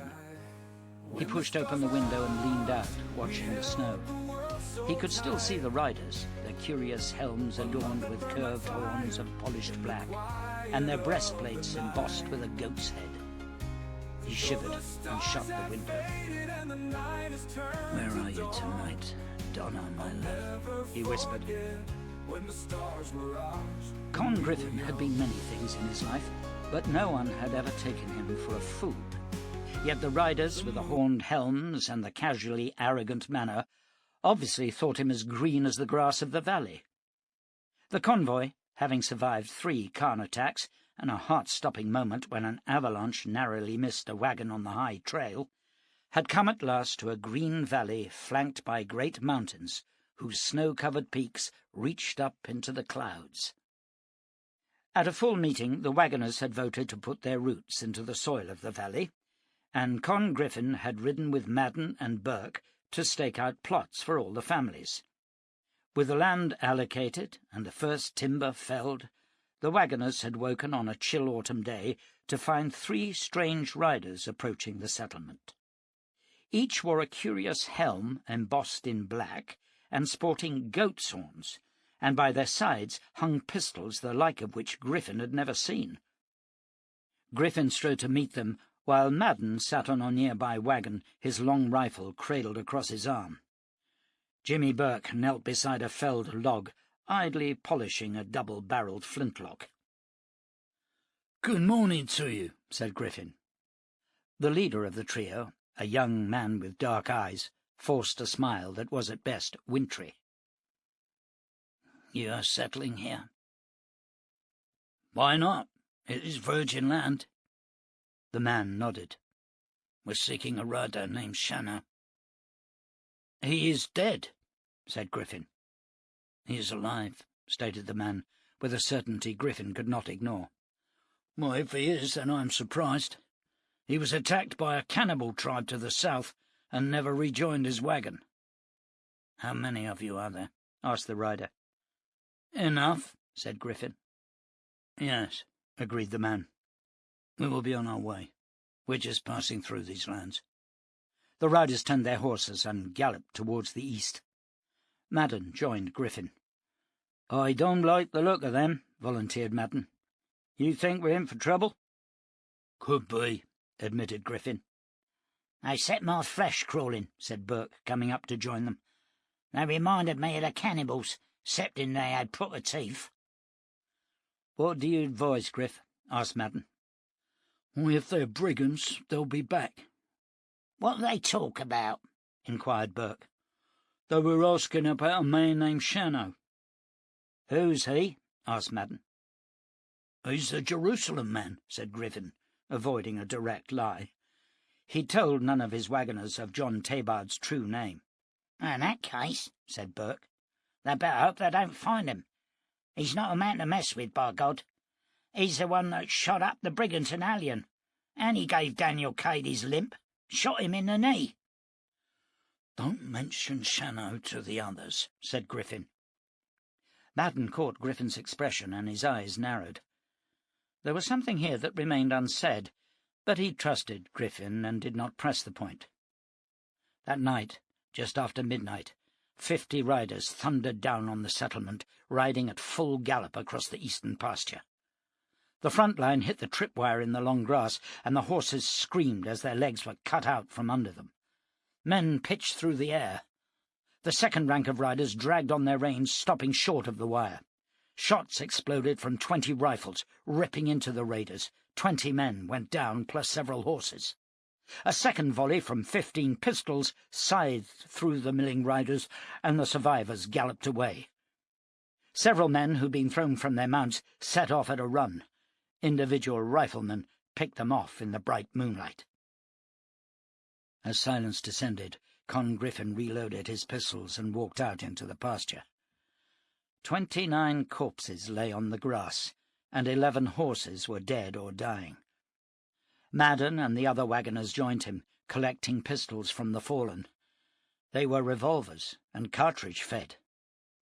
"What will they come up with next?" asked Burke, thrusting a revolver into his belt. "Look at this," said Griffin, staring down at the corpses. "They're all dressed alike, like an army in the old books.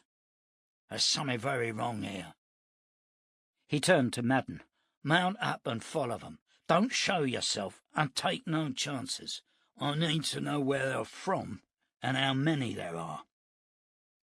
Donna Tabard moved alongside Griffin, slipping her arm through his. "Who are they, Con?" "I don't know, but they frighten me." "You think they'll be back tonight?" "No, but if they do come, Jacob will let us know." "Come on, then. Eric'll want to hear all about it. He'll be so proud of you." Griffin pulled her close and kissed her lightly on the brow. He wanted so desperately not to tell her about Shannow, wanted her to go on believing he was dead. They had become close after Shannow's disappearance, and he'd made a special fuss over Eric, which meant he was often invited to eat at the Tabard wagon. Then one night he had proposed to Donna, expecting a refusal and prepared to wait for her to change her mind. Instead, she had accepted, kissed him, and thanked him for his courtesy. Few men could have been happier than Con Griffin at that moment. For days afterwards he'd walked with her in the evenings, holding hands in the moonlight, until finally Donna herself precipitated the move he longed for. They'd walked to a shallow stream, and she turned to him and put her hands on his shoulders. "I'm not a 15-year-old maiden," she said, loosening her dress. And they made love on the grass beside the water. Since then, Con Griffin had slept in Donna's wagon, much to the disgust of old Burke, who did not hold with such flippant behaviour. Eric had adjusted well to his new father and seemed relaxed in Griffin's company. For his part, Griffin taught him to rope, and to track, and to name the trees, and which of them grew near water. And they talked as man to man, which pleased Eric greatly. "What shall I call you?" asked Eric. "Call me Griff." "I cannot call you father, not yet." "It would be nice if you could, but I would not worry about it." "Will you make my mother happy?" "I hope so. I will try very hard." "My father couldn't." "It happens sometimes." "And I won't be cruel to you, Griff." "Cruel?" "I were very cruel to Mr. Shannow, and he saved my life. I wish I hadn't been. He told me he was very lonely, and he wanted to be my friend." That conversation was in Griffin's mind now, as he stood with Donna. He walked her away from the corpses to the canvas-covered wagon beside their home plot. "Donna, there is something. The riders." "What? Come on, this is not like you." "Shannow is alive." "No." "I believe that he is. Use your talent. Try to see him." "No, he's dead. I don't want to see him with maggots in his eyes." "Please, Donna, otherwise I'll never be able to rest, wondering if the Jerusalem man is hunting me." Her head sank down and she closed her eyes. Immediately she saw Shannow limping through a village. Beside him was an old man, balding, who was smiling and chatting to Shannow. Donna opened her eyes. "Yes," she whispered, "he is alive. Oh, Con." "I will, of course, release you from—" "Don't say it. Don't ever say it. I'm pregnant, Con, and I love you." "But you and he—" "He saved me and Eric, and he was very lonely. I didn't love him, but I never would have done this to him. Truly I wouldn't." "I know." He took her in his arms. "There's something else, Con. All the people with Jon are to die." "I don't understand." "I'm not sure that I do, but they're all doomed.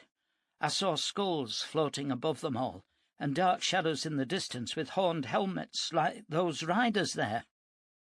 "Today's drama has affected your talent," he assured her. "The important thing is that Jon Shannow is alive, and when he comes here, he'll be looking for you." "Con, he will never understand. I think he is a little insane." "I shall be ready." The following day Shannow rose early, refreshed despite his troubled night. He pulled on his woolen shirt and a thick pullover knitted for him by Kurapet. Over this he added his ankle-length leather coat and a pair of woolen gloves. Then he belted on his guns and hefted his saddle over his right shoulder before making his way across the village to the makeshift paddock where the geldings stood.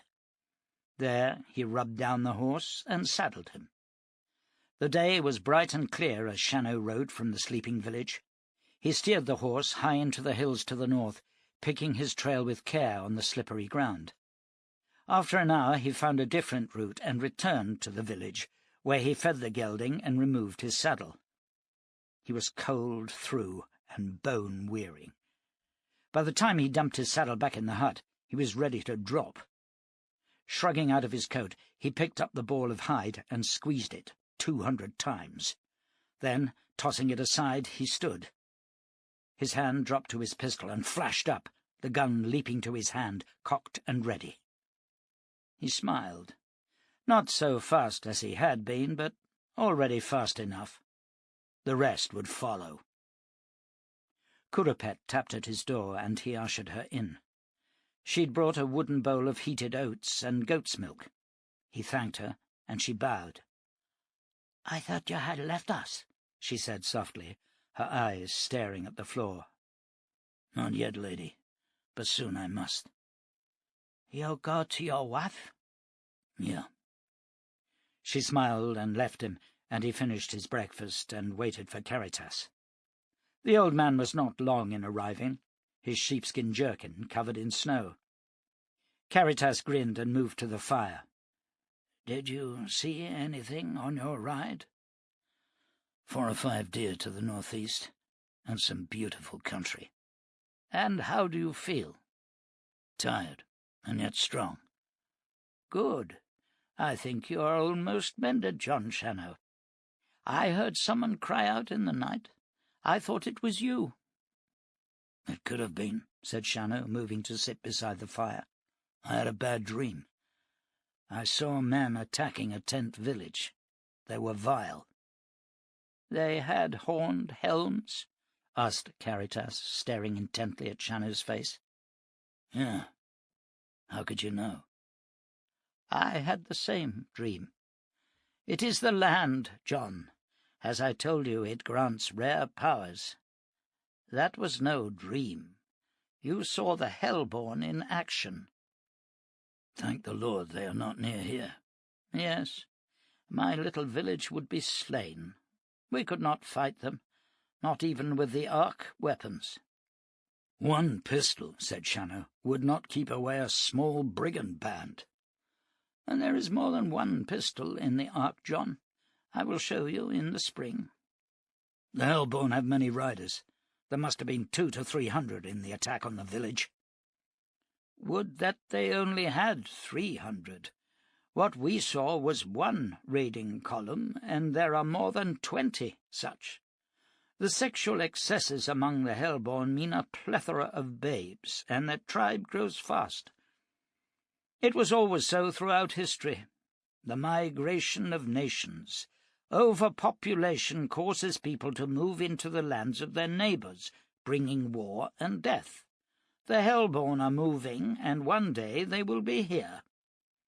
"I find it hard to believe that the Lord of Hosts can permit such a people," said Shannow. "Read your Bible, John. Study the Assyrians, the Babylonians, the Egyptians, and the Greeks, even the Romans. And what of the Philistines and Moabites and the Edomites? Without evil there is no counterpoint to goodness." "Too deep for me, Caritas. I'm a simple man." "I wish that I was," said Caritas with feeling. For much of the day Shannow chopped firewood using a long axe with a 6-pound head.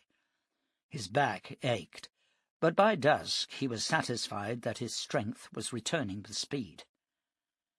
That night he dreamt once more of the Hellborn.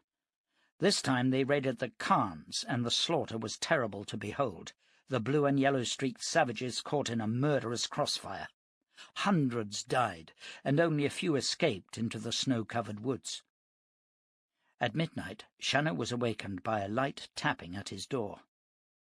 He opened it and saw Kurapet standing in the moonlight, a blanket around her slender form. Shannow stepped aside to allow her in and pushed shut the door. She ran to the fire and added kindling to the coals. "What is it, Kurapet?" "I am going to die," she whispered. Her face was strained, and she was close to tears as Shannow moved to kneel beside her in the firelight. "Everyone dies?" said Shannow at a loss. "Then you have seen it too, Thundermaker?" "Seen what?" "The horned ones attacking our village." "No. The Khans have been attacked. Tonight." "Yes, the Khans," she said dully. "I dreamt of that 2 nights ago. I am to die. No children for Kurapet. No man for the long winter nights. We are all to die." "Nonsense. The future is not set in stone. We make our own destinies," said Shannow, pulling her to him. The blanket slid away from her shoulders as she moved towards him, and he saw that she was naked, her body glowing in the dancing light of the blaze. "Do you promise me that I will live?" she asked. "I cannot promise, but I will defend you with my life." "You would do that for me?" "Yes." "And I am not your wife?" "No. But you are close to me, Kurapet, and I do not desert my friends in their need." Kurapet snuggled into him, her breasts pushing against the bare skin of his chest. Shannow closed his eyes and drew back. "Let me stay?" she asked, and he nodded and stood. She went with him to his blankets, and together they lay entwined. Shannow did not touch her, and she slept with her body pressed close to him and her head on his breast. Shannow slept not at all. In the morning Shannow was summoned with all warriors to the long cabin, where Caritas sat on a high chair, the only chair in the village. The warriors, 37 in all, counting Shannow, sat before him. Caritas looked tired and gaunt. When everyone was seated, he spoke. 5 of our Espia women have seen an attack on us by the Hellborn. We cannot run and we cannot hide. All our stores are here, our lives are here, and we cannot fight, for they have thunder guns and are many." He fell silent and leaned forward, resting his arms on his knees, his head bent and eyes staring at the floor. "Then we are to die?" asked a warrior. Shannow glanced at the man. He was stocky and powerful, and his eyes glowed fiercely. "It would appear that way, Shonal. I can think of nothing." "How many are they?" asked Shonal. 300. "And all with thunder guns?" "Yes." "Why should they attack us?" questioned another man. "It is their way." "Could we not send someone to them?" suggested a third man. "Tell them we will be their friends, offer to share our food?" "It will avail us nothing. They are all killers and drinkers of blood. They have wiped out the Khans, and we are next." "We must find their camp," said Shannow, standing and turning to face the men. "It is winter, and they must have tents and food stores. We will burn their tents, destroy their stores, and kill many. Perhaps then they will be driven back to their homelands until the spring." "And you will lead us, Thundermaker?" "Indeed I will," promised the Jerusalem man. With sombre faces the men left the cabin to prepare their weapons and bid farewell to their wives and children. Shannow remained with Caritas. "Thank you," said the old man, his head still bowed. "You owe me no thanks, Caritas." "I know you think me a little mad, but I am not stupid, John. There is no victory to be gained here. You have made a noble gesture, but my people will still die." "Nothing is certain," Shannow told him. "When I rode the hills, I saw a number of shallow caves. Fetch the women and children and as many stores as they can carry, and take them there. Cover your tracks where you can." Caritas looked up. "You believe we have a chance?" "It depends on whether this is an invasion or a raid." "Oh, that I can tell you. It is the ritual of the blood feast, where newly ordained warriors gain their battle honours." "You know a great deal about them, old man." "Oh, indeed I do. The man who leads them calls himself Abaddon, and I used to know him well." "It is a name from the book," said Shannow sharply. "An obscenity named in Revelation as the leader of the devil's forces." "Yes. Well, in those days he was simply Lawrence Welby, a lawyer and a socialite. He organized curious parties with nubile young women. He was witty, urbane, and a Satanist. He followed the teachings of a man called Crowley, who preached, 'Do what thou wilt is the whole of the law.' Like me, he survived the fall, and like me, he appears to be immortal. He believes he is the Antichrist." "Maybe he is," said Shannow. "He had a wife back then, A wonderful woman. Like light and dark they were. I was a little in love with her myself. Still am, for that matter. What happened to her? She became a goddess, Shannow. Will Abaddon be with the raiders? No, he will be in Babylon. They will be led by seasoned officers, though. I cannot see how my few people can oppose them. Do you have a plan? Yes. I shall prime my weapons, and then I shall pray.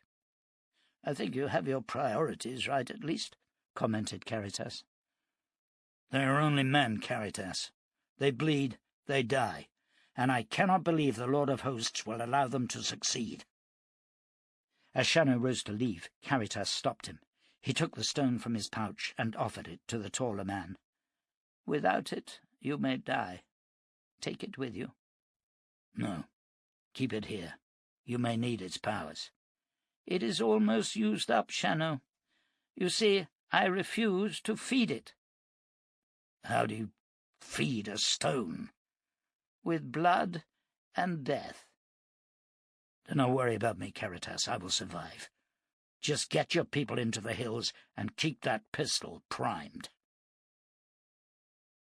Shannow returned to his hut and loaded his 3 spare cylinders, stowing them in his greatcoat pockets.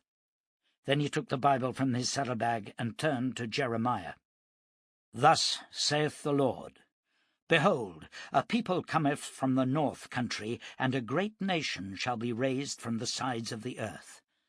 They shall lay hold on bow and spear. They are cruel, and have no mercy.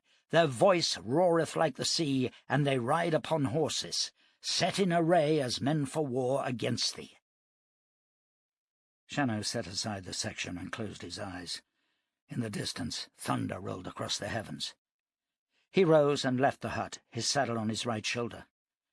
In the open ground beyond, 30 of the warriors awaited him with set faces, their quivers full of arrows. I will ride out and scout the land. Follow my tracks and wait for me where you see this sign. He made the sign of the cross with his arms, and then walked past them to the paddock. Shannow headed east, and did not once look back to see the warriors in single file loping behind him. The country was open, and in places snow had drifted to a depth of more than 10 feet. The gelding skirted the drifts and headed on towards the high ground and the distant timber line of the Khan's territory. Shannow had seen the attack on the Khan's village, and he guessed that the Hellborn would camp there overnight. If he was right, they now had 2 options. They could rest for the day at the site of their victory, or they could ride on immediately towards Caritas's village. If the former, Shannow's small band stood a chance. If the latter, then the 2 parties would meet on open ground, and the villagers would be massacred. The day was icy cool, and a breeze was blowing from the north.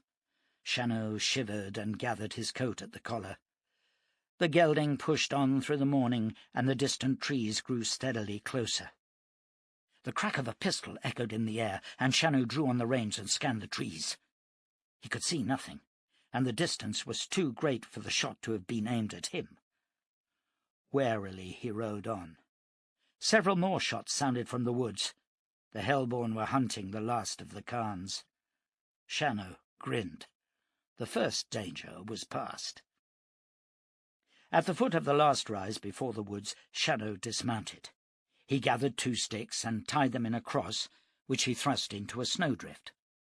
It would be many hours before fresh falls of snow would cover it. Then he guided the gelding up the rise and into the trees. A blue and yellow-streaked figure hurtled from the snow-covered bushes, saw Shannow, screamed and fell as he attempted to change the course of his flight. Then a horse leapt the bush. Shannow's pistol fired as the animal landed, and the helmed rider catapulted from the saddle. Shannow cocked the pistol and waited, ignoring the cowering Khan, who was gazing open-mouthed at the dead Hellborn. The rider was obviously alone, and Shannow dismounted, tying the gelding's reins to a bush. He approached the corpse. The rider could not have been more than 15 years of age, and a handsome boy, even with the round hole in his forehead. Shannow knelt beside him, lifting the boy's pistol. As Karistas had shown him, it was loaded with cartridges. Shannow opened the rider's hip pouch. There were more than 20 bullets there, and he transferred them to his own pockets before thrusting the boy's pistol in his belt. Then he turned to the Khan. "Can you understand me?" asked Shannow. The man nodded.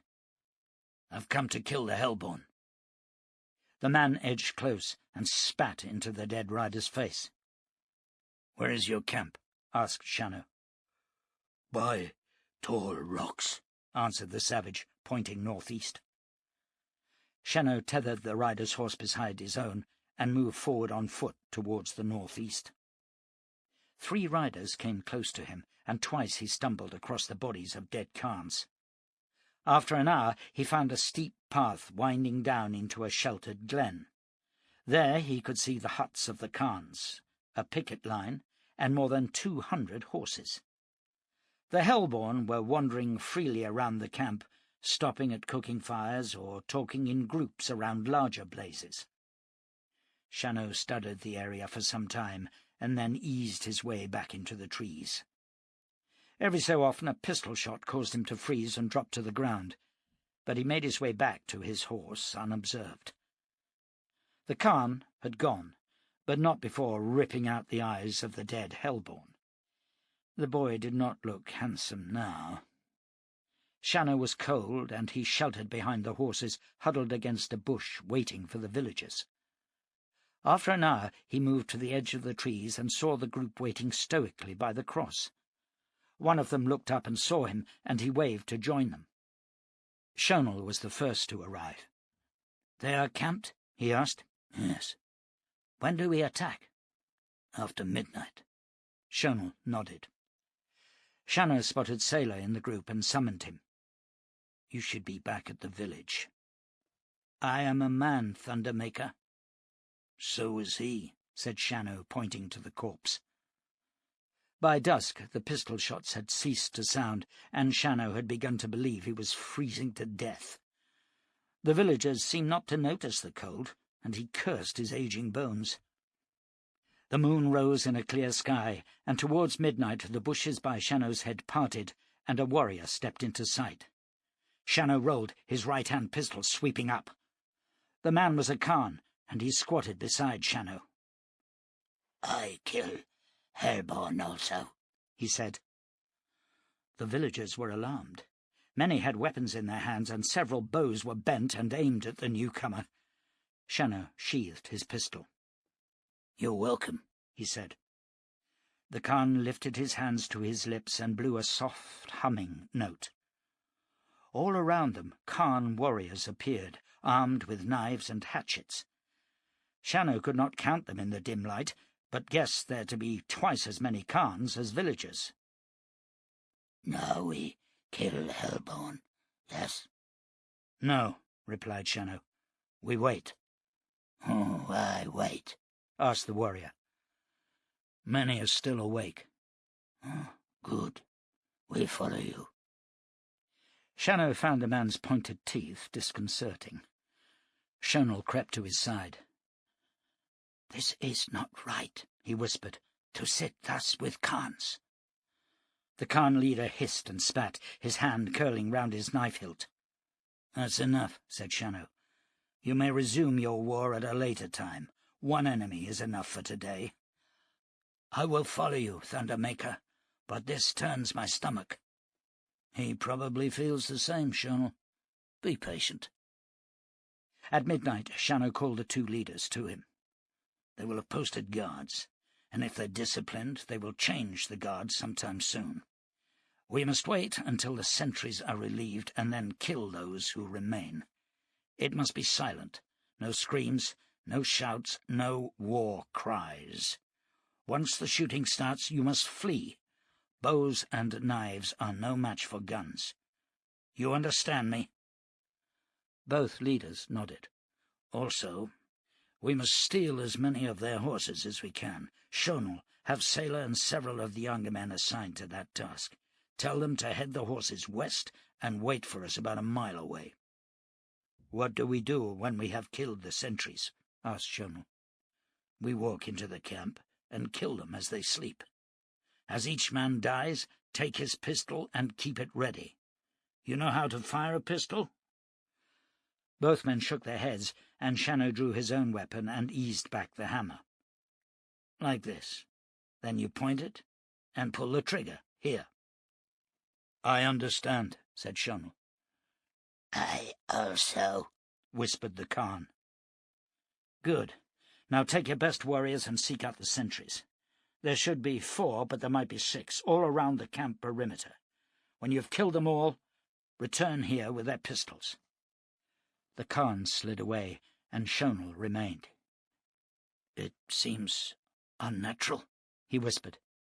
"I know." The villager vanished into the darkness. Now began the long wait, and Shannow's nerves were strained to the limits.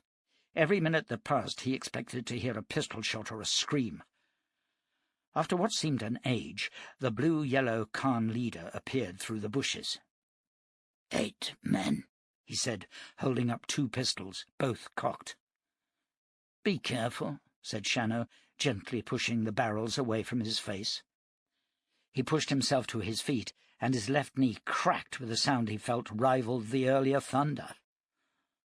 "Old bones," said the Khan, shaking his head. Shannow scowled at him and moved off, the warriors following silently.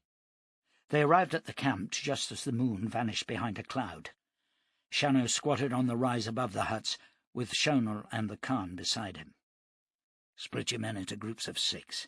It is important that we enter as many huts as possible at the same time. All the men with guns will fade back to that point there, by the stream. Now, at some point, someone will wake or scream or shoot. When that happens, run into the woods. Then the men with guns will open fire. But remember that each pistol only fires 6 times. You understand?" Both men nodded, but Shannow ran through the strategy twice more to ram it home. Then he drew his hunting knife, and the warriors moved silently down the hill. Starting at the southern end of the village, they split into groups and entered the huts. Shannow waited outside, eyes scanning the doorways and windows of the other dwellings. Gurgling cries came to him, and some sounds of scuffling, but these were muted, and the warriors emerged from the huts bathed in blood. Dwelling by dwelling, the avengers moved on, and the night breeze brought the stench of death to Shannow's nostrils. He sheathed his unblooded knife and drew his pistols. Their luck could not hold out much longer. By the 16th hut, Shannow's nerves were at breaking point. Then disaster struck. A warrior dragged back the hammer of a captured pistol while his finger was upon the trigger, and the shot echoed around the camp. In an instant all was chaos as men surged into the night.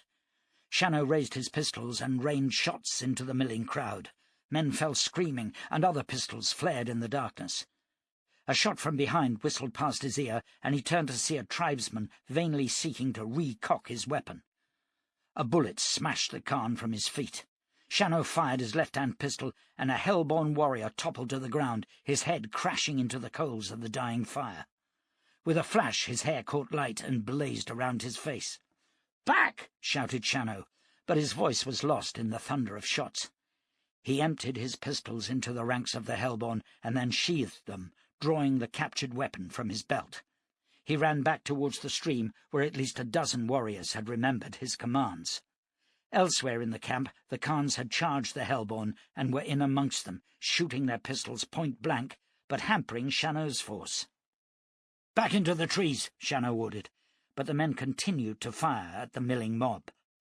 "Back, I say," said Shannow, backhanding a man in the face. Hesitantly, the warriors obeyed.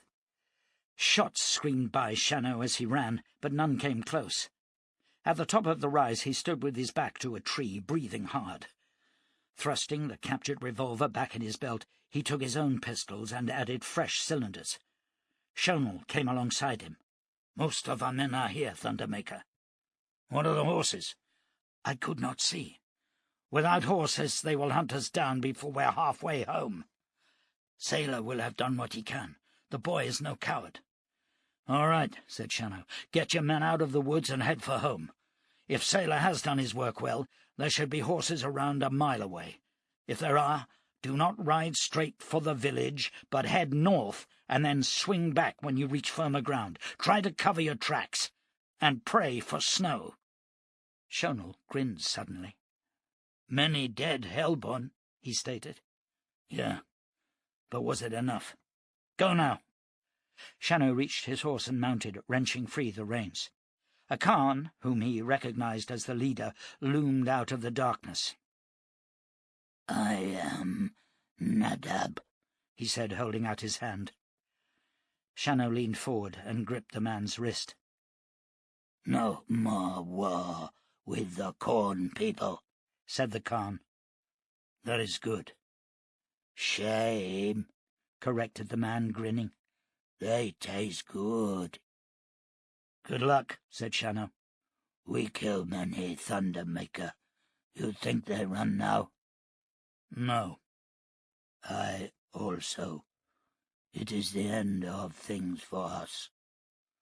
"All things must end," said Shannow. "Why not come west, away from here?" "We will not run. We are of the blood of the lion, and we will fight. We have many thunder guns now." Shannow reached into his pocket, producing a cartridge. "The thunder guns fire these," he said, "and you must gather these from the bodies. Pass me your pistol." Shannow took the weapon and flicked open the breech, emptying the spent shells one by one. Then he reloaded the weapon and handed it back. Swinging the horse's head, Shannow rode to the west. The Khan watched him go, then cocked the pistol and headed back towards his village. Chapter 5. Shannow rode south for an hour before swinging his horse to the northwest. He did not know how many Hellborn had been killed in the night, and now he did not care. He was bone-tired and his muscles ached. He rubbed his eyes and rode on. Once he could have gone for 3 days without sleep, but not now. After another hour, Shannow began to doze in the saddle. Around him the snow was falling, the temperature dropping. Ahead was a grove of pine trees, and he steered the gelding in amongst them. Dismounting near a group of young saplings, he took a ball of twine from his saddlebag. Painstakingly he pulled the saplings together, tying them tightly, and creating the skeleton of a tepee. Moving slowly, so as not to sweat too heavily, he gathered branches and wove them between the saplings to create a round hut, open at the top. Then he led the gelding inside and packed snow over the branches until a solid wall surrounded him. Only then did he prepare a fire. His fingers were numb with cold, and the snow fell faster, adding to the walls of his dwelling. Once the fire was under way, he left the shelter and gathered dead wood, piling it across the opening. By dusk he felt strong enough to allow himself to sleep.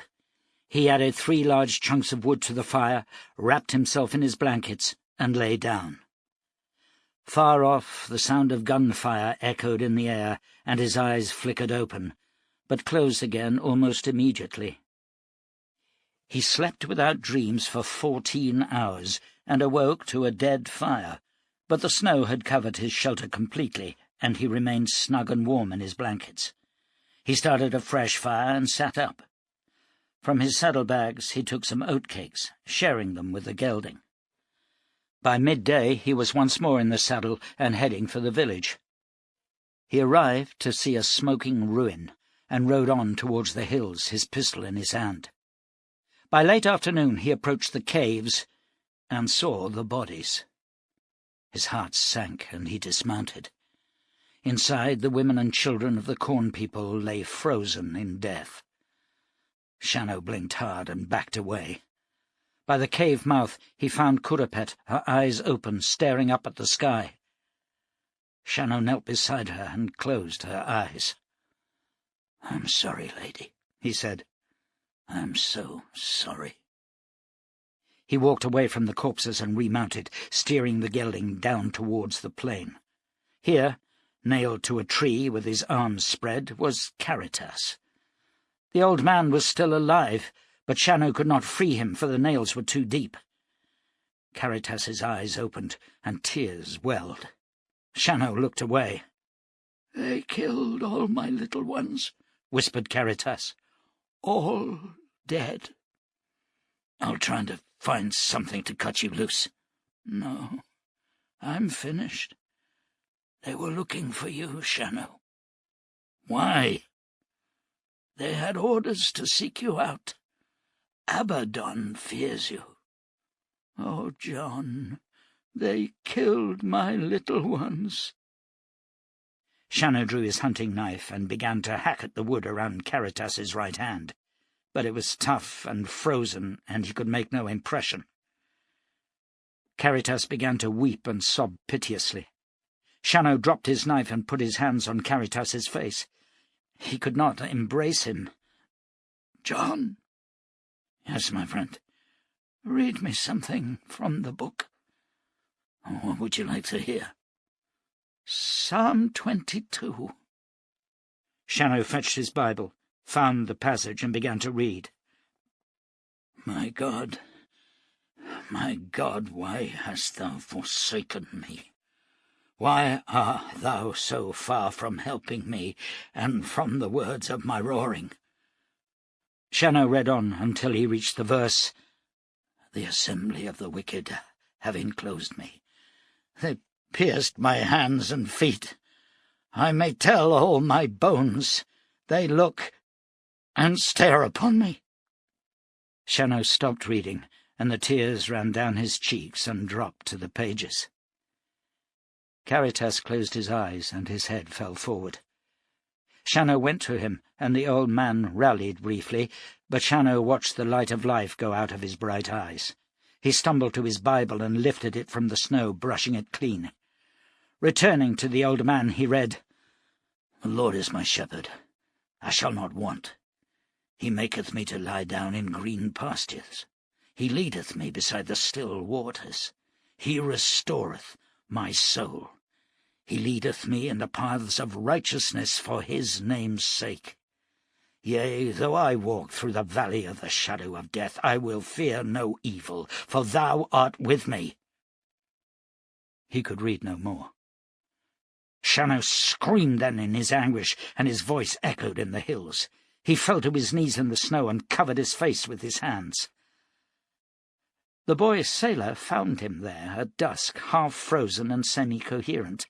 He pulled him to his feet and took him to a small cave where he lit a fire. After a while, Shannow slept.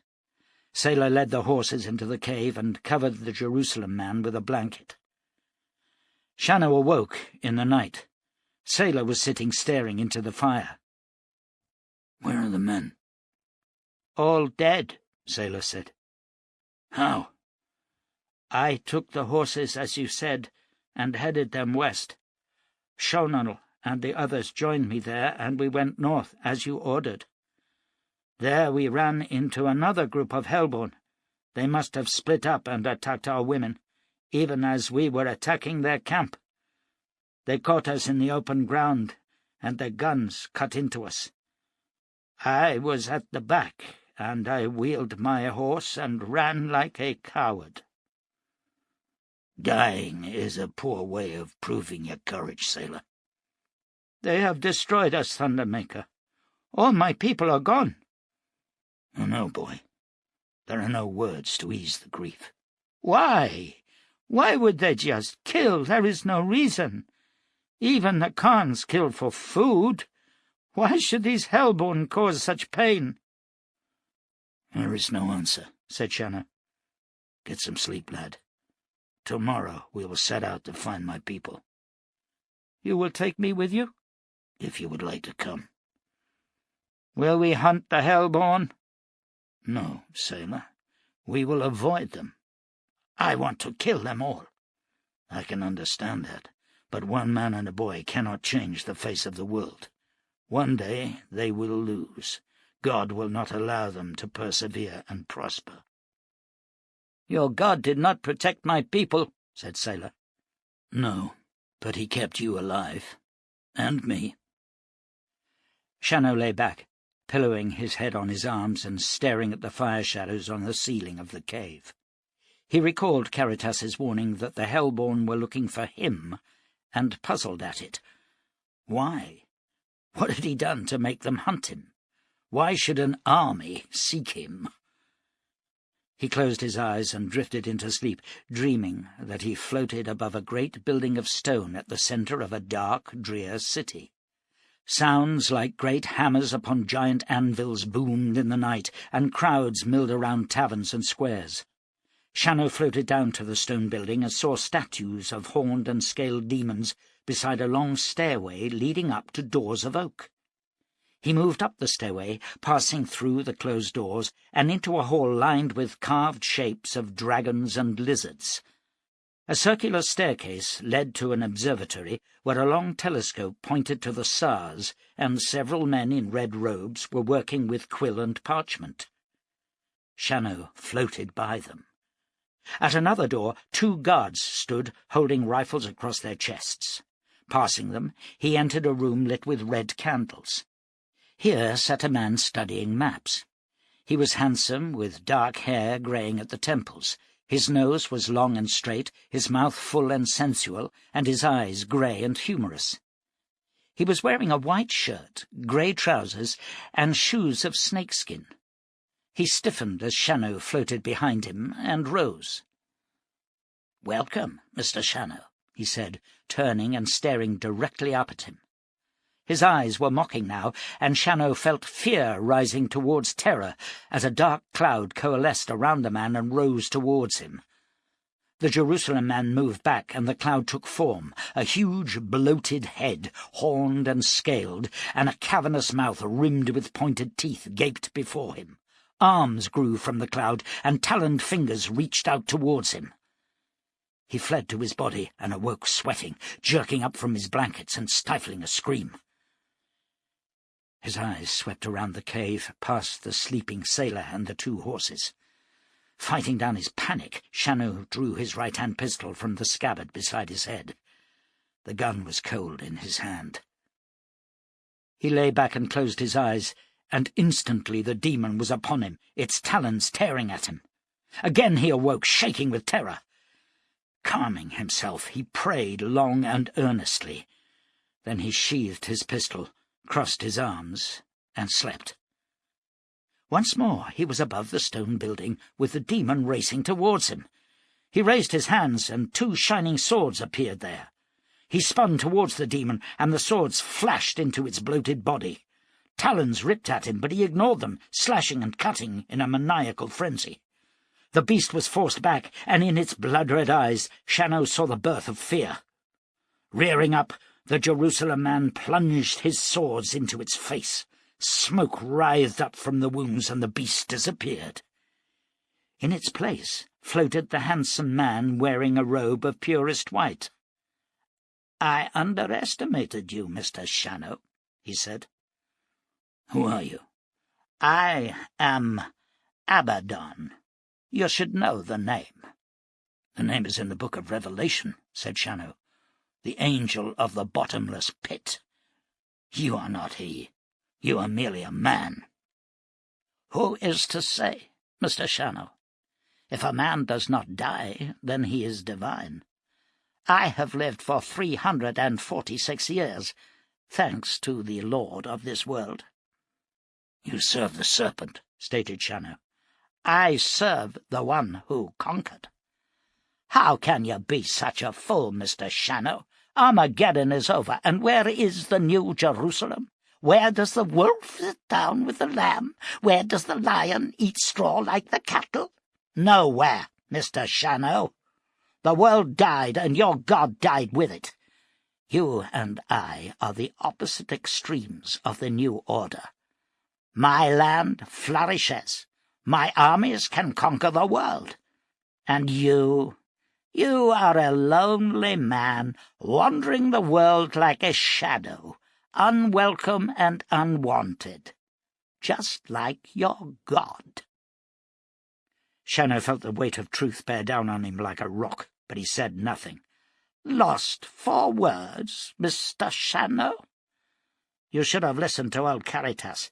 He had the chance to join me over a century ago, but he preferred to live in the woods like some venerated hermit. Now he is dead, quite poetically so, and his grubby people died with him. You will be next, Mr. Shannow, unless you would prefer to join the Hellborn. There is no inducement under the stars which could tempt me to join you, answered Shannow. Is there not? What about the life of Donna Tabard?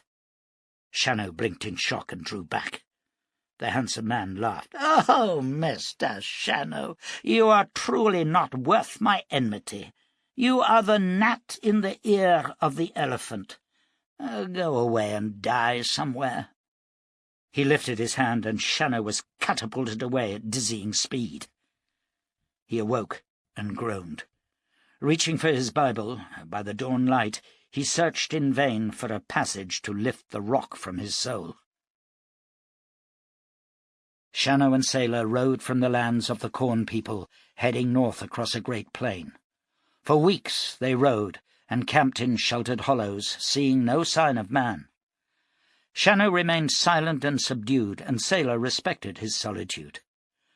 The young man would sit in the evenings watching Shannow pore over his Bible, seeking guidance and finding none. One night Shannow put aside his book and leaned back, staring at the stars. The horses were hobbled nearby, and a small fire blazed brightly. "The age of miracles is past," said Shannow. "I have never seen a miracle," replied Sailor. Shannow sat up and rubbed his chin. Their diet had been meagre for over a week, and the Jerusalem man was gaunt and hollow-eyed. "A long time ago the Lord of Hosts split a sea asunder, so that his people could cross it as dry land. He brought water from rocks, and he sent his angel of death against the enemy. In those days his prophets could call upon him, and he would grant them dazzling powers." "Maybe he is dead," said Sailor. "Or sleeping," he added swiftly, seeing the glare in Shannow's eyes. "Sleeping? Yes, perhaps he is sleeping. Kurupet came to me and said she would die. No man for Kurupet through the long winter nights. I wanted to save her. I wanted so much to be able to say, 'There, Kurupet, the nightmare has been proved false.' I prayed so hard." He fell silent and sat staring at his hands. "We did what we could," said Sailor. "We killed many Hellborn."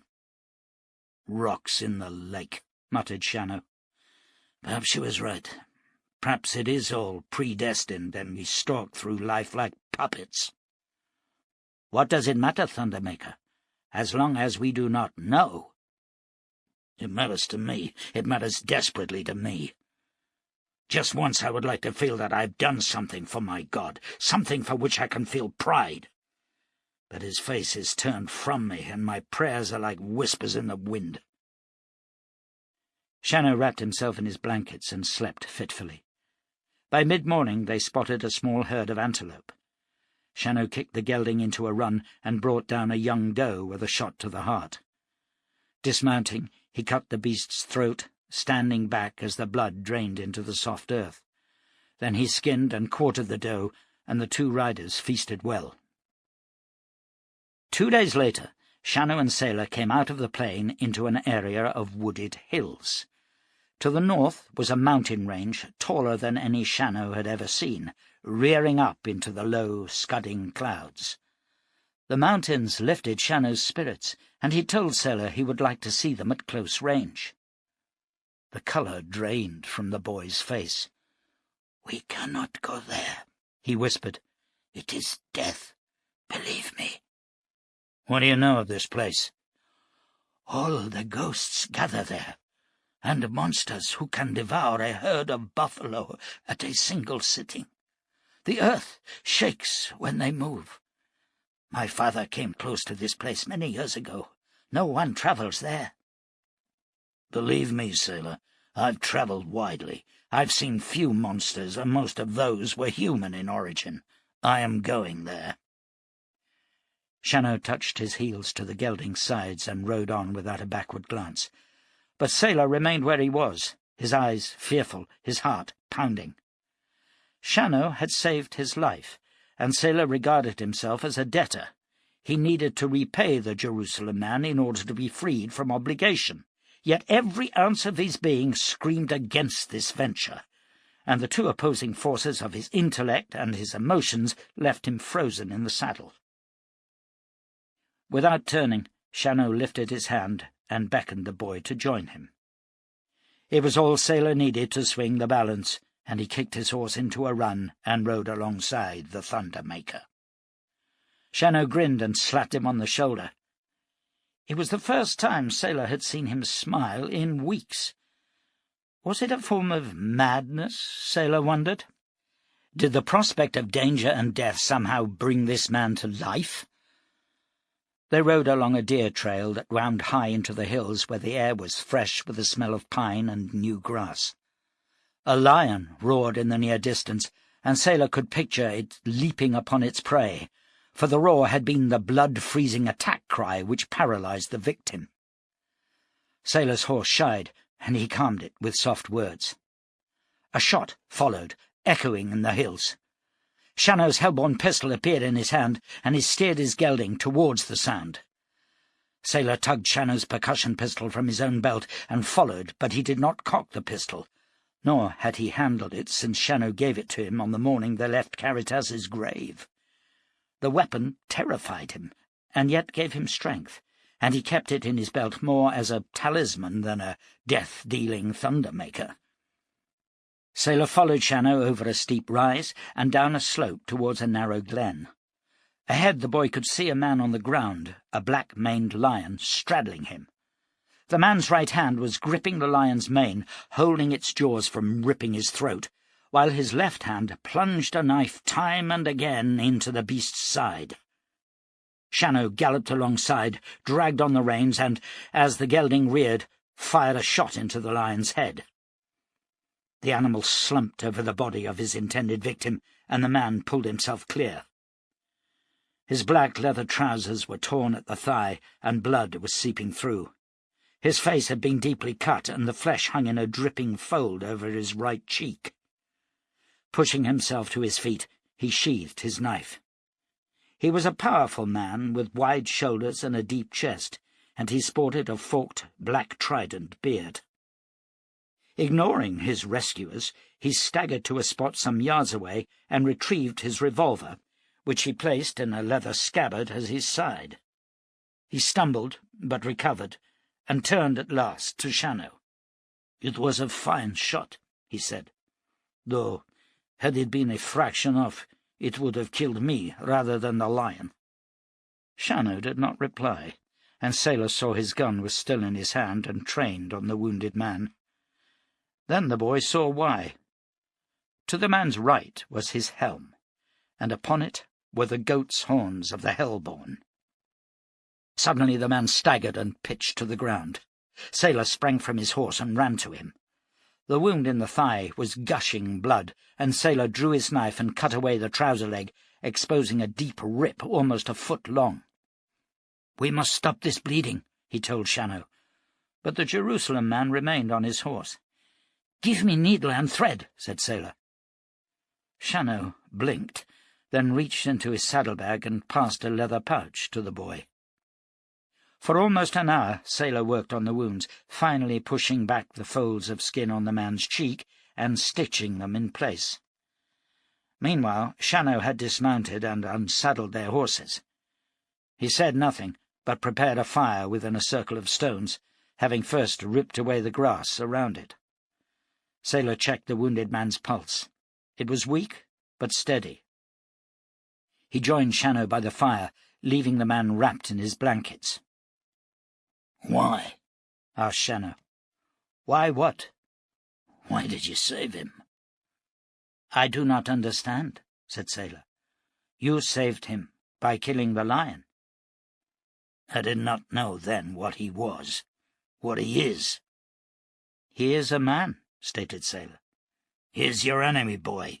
He may even have been the man who killed Kurupet, or nailed Caritas to the tree. I shall ask him when he wakes. And what will that tell you? If he did attack my village, I shall tend him until he is well, and then we will fight. That is nonsense, boy. Perhaps. But Caritas always taught us to follow our feelings, most especially compassion. I want to kill the Hellborn.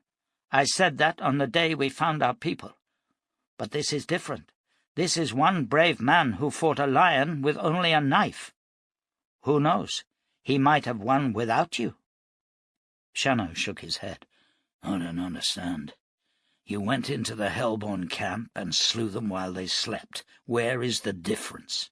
I did that to save my people. I failed. I have no regrets about the men I slew, but I cannot slay this one. Not yet. Then step aside, and I'll put a bullet in his ear. No, said the boy forcefully. His life is now mine, as mine is yours. All right, said Shannow. I will argue no more. Maybe he'll die in the night. Did you at least take his gun? No, he did not, said a voice, and Sailor turned to see that the wounded man had raised himself on his elbow, and his pistol was pointed at Shannow. The Jerusalem man lifted his head, his eyes glittering in the firelight, and Sailor saw that he was about to draw his own weapon. "No!" he shouted, stepping between them. "Put your pistol down," he told the Hellborn. Their eyes met, and the man managed a weak smile. "He's right, boy. You're a fool," he said slowly, as he uncocked the pistol and lay back. Sailor swung towards Shannow, but the Jerusalem man was walking away to sit on a rock some distance from the fire, his Bible in his hands. Sailor, who normally left him alone at such times, approached him warily, and Shannow looked up and smiled gently. Then, under the moon's silver light, he began to read. At first Sailor had difficulty in understanding certain words, but overall the story fell into place. It seemed that a man was robbed and left for dead, and that several people passed him by, offering no help. At last another man came and helped him, carrying him to a place of rest. This last man, Shannow explained, was from a people who were hated and despised. "What does it mean, then?" Sailor asked. "I think it means that there is good in all men. Yet you have added a fresh twist to the parable, for you have rescued the Samaritan. I hope you do not come to regret it." "What is the book?" "It is the history of a people long dead, and it is the word of God through the ages." "Does it give you peace, Shannow?" "No, it torments me." "Does it give you power?" "No, it weakens me." "Then why do you read it?" "Because without it there is nothing but a meaningless existence of pain and sorrow ending in death. For what would we strive?" "To be happy, Shannow. To raise children and know joy." "There has been very little joy in my life, Sailor, but one day soon I will taste it again." "Through your God?" "No, through my woman." Batik lay back, feeling the pull of the stitches, and the weakness he knew came from loss of blood. He had no idea why the boy wanted him saved, nor why the man had agreed to it. And yet he lived, and that was enough for now. His horse had reared when the lion roared, and Batik had managed just one shot as it leapt. The shot had creased its side, and then he'd been catapulted from the saddle. He could not remember drawing his knife, but he recalled with brilliant clarity the arrival of the hard-eyed man on the steel-dust gelding, and he had registered, even as the gun was aimed, that it was a Hellborn pistol. Now, as he lay under the stars, it was no great work of intellect to come up with the obvious answer. The man had been one of those who attacked Cabrick's feasters some weeks back, killing over 80 young men in a single night, which made his acquiescence in allowing Batik to live all the more curious. While he was thinking, the boy sailor approached him. "How are your wounds?" "You did well. They will heal." I'm preparing some broth. It will help make more blood for you." "Why? Why do you do this for me?" Sailor shrugged, unwilling to enter debate. "I was not in the attack on your village," said Batik, "though I easily could have been." "Then tell me, Hellborn, why they wanted to kill my people." "Our priests could answer that better than I. We are the chosen people. We are ordered to inhabit the lands and kill every man, woman, and child we find. The priests say that this is to ensure the purity of our faith." "How can a babe in arms affect your faith?" "I don't know. Truly.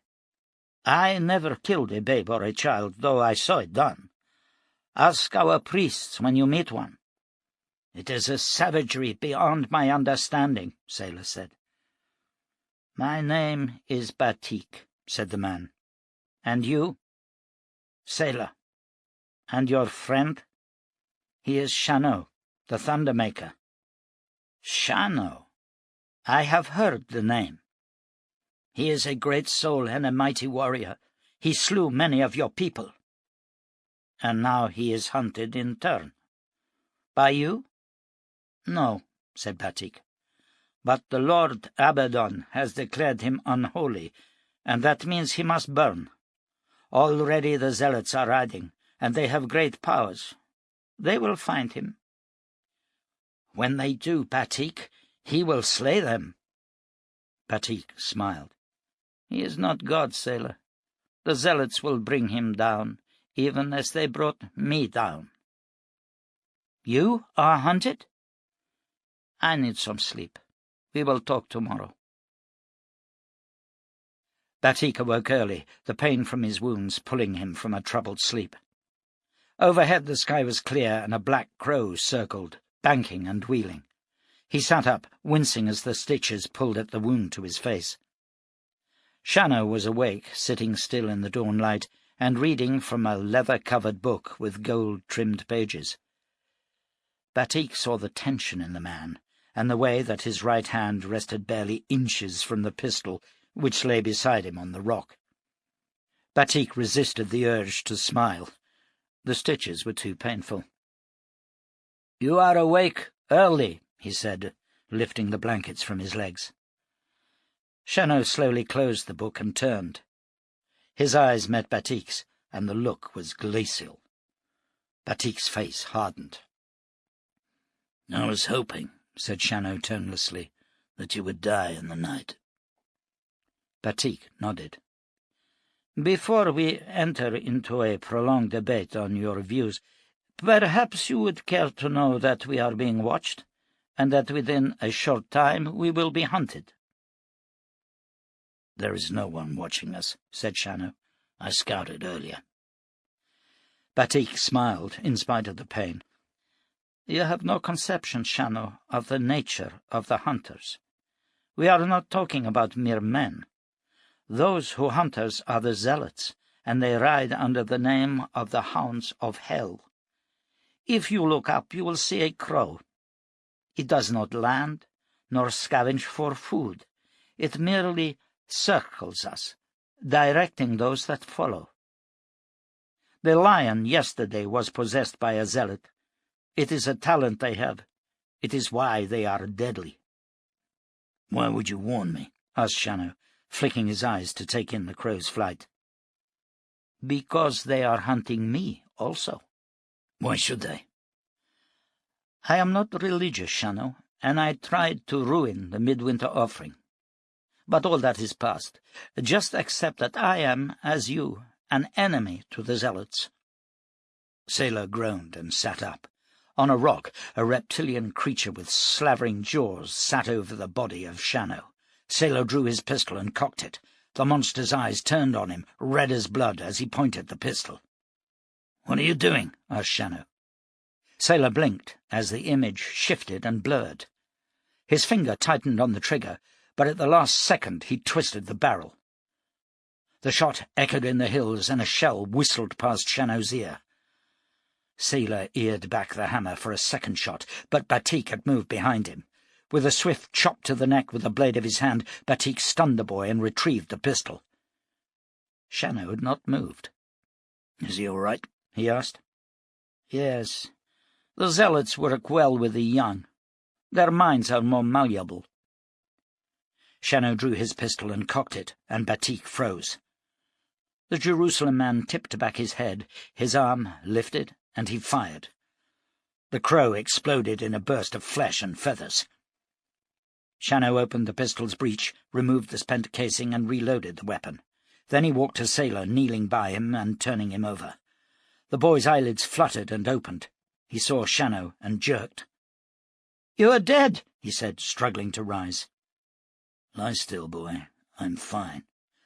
"I saw a monster over your body. I tried to scare it away." "There was no monster."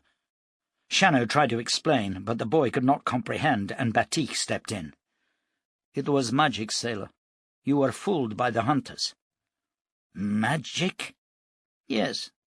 They cast a spell that confused your eyes. It is unlikely they will try again through you, but they may.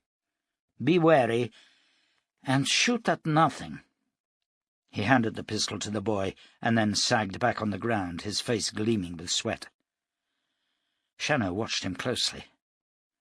"You're a powerful man," he said, "but you lost a lot of blood. You need rest." "We cannot stay here," said Batik. "From which direction will they be coming?" asked Shannow. "Northeast," said Batik. "But do not go up against them, Shannow." "It is my way. How many are there?" Batik shrugged. "There could be 6 or 60. Whatever, they will travel in multiples of 6. It is a mystic number." "Stay here and rest. I will return." Shannow walked to his saddle and hefted it, making his way towards the steel-dust gelding, which was hobbled some 30 feet from the camp. As Shannow approached, he saw horseflies settling on the gelding's hindquarters, yet the animal's tail was still. Shannow slowed his walk, and the gelding dipped its head and watched him.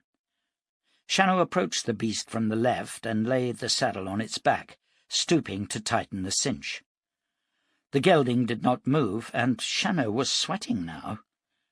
Gripping the bridle tightly in his right hand, he loosed the slip knot, hobbling the horse. As the rope fell away, the gelding bunched its muscles to rear, and Shannow grabbed the pommel and vaulted into the saddle.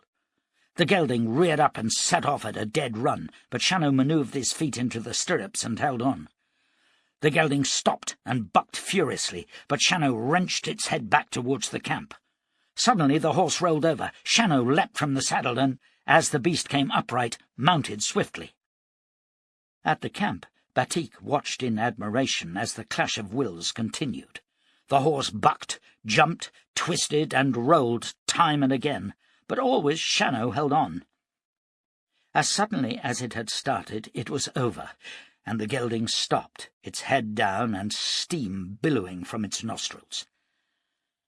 Shannow walked it back to the camp and dismounted, hobbling the animal once more. He unsaddled the beast and wiped it down, then stroked its neck and ears. Hefting his saddle, he made his way to Sailor's horse, and without drama saddled it and headed northeast. Batik relaxed as Shannow crested the hill and lay back on the grass. "Whatever else, he is a fine rider." "He is the Thundermaker," said Sailor with pride. "He will return." "It would be pleasant to think so," replied Batik. "But he has never come up against the zealots. I have seen their handiwork, and I am under no illusion as to their skill." Sailor smiled and moved to the deer meat, hacking slices for the morning stew. Batik, he thought, was a clever man, but he had never seen Shannow in action. 6 miles to the northeast, a small group of riders drew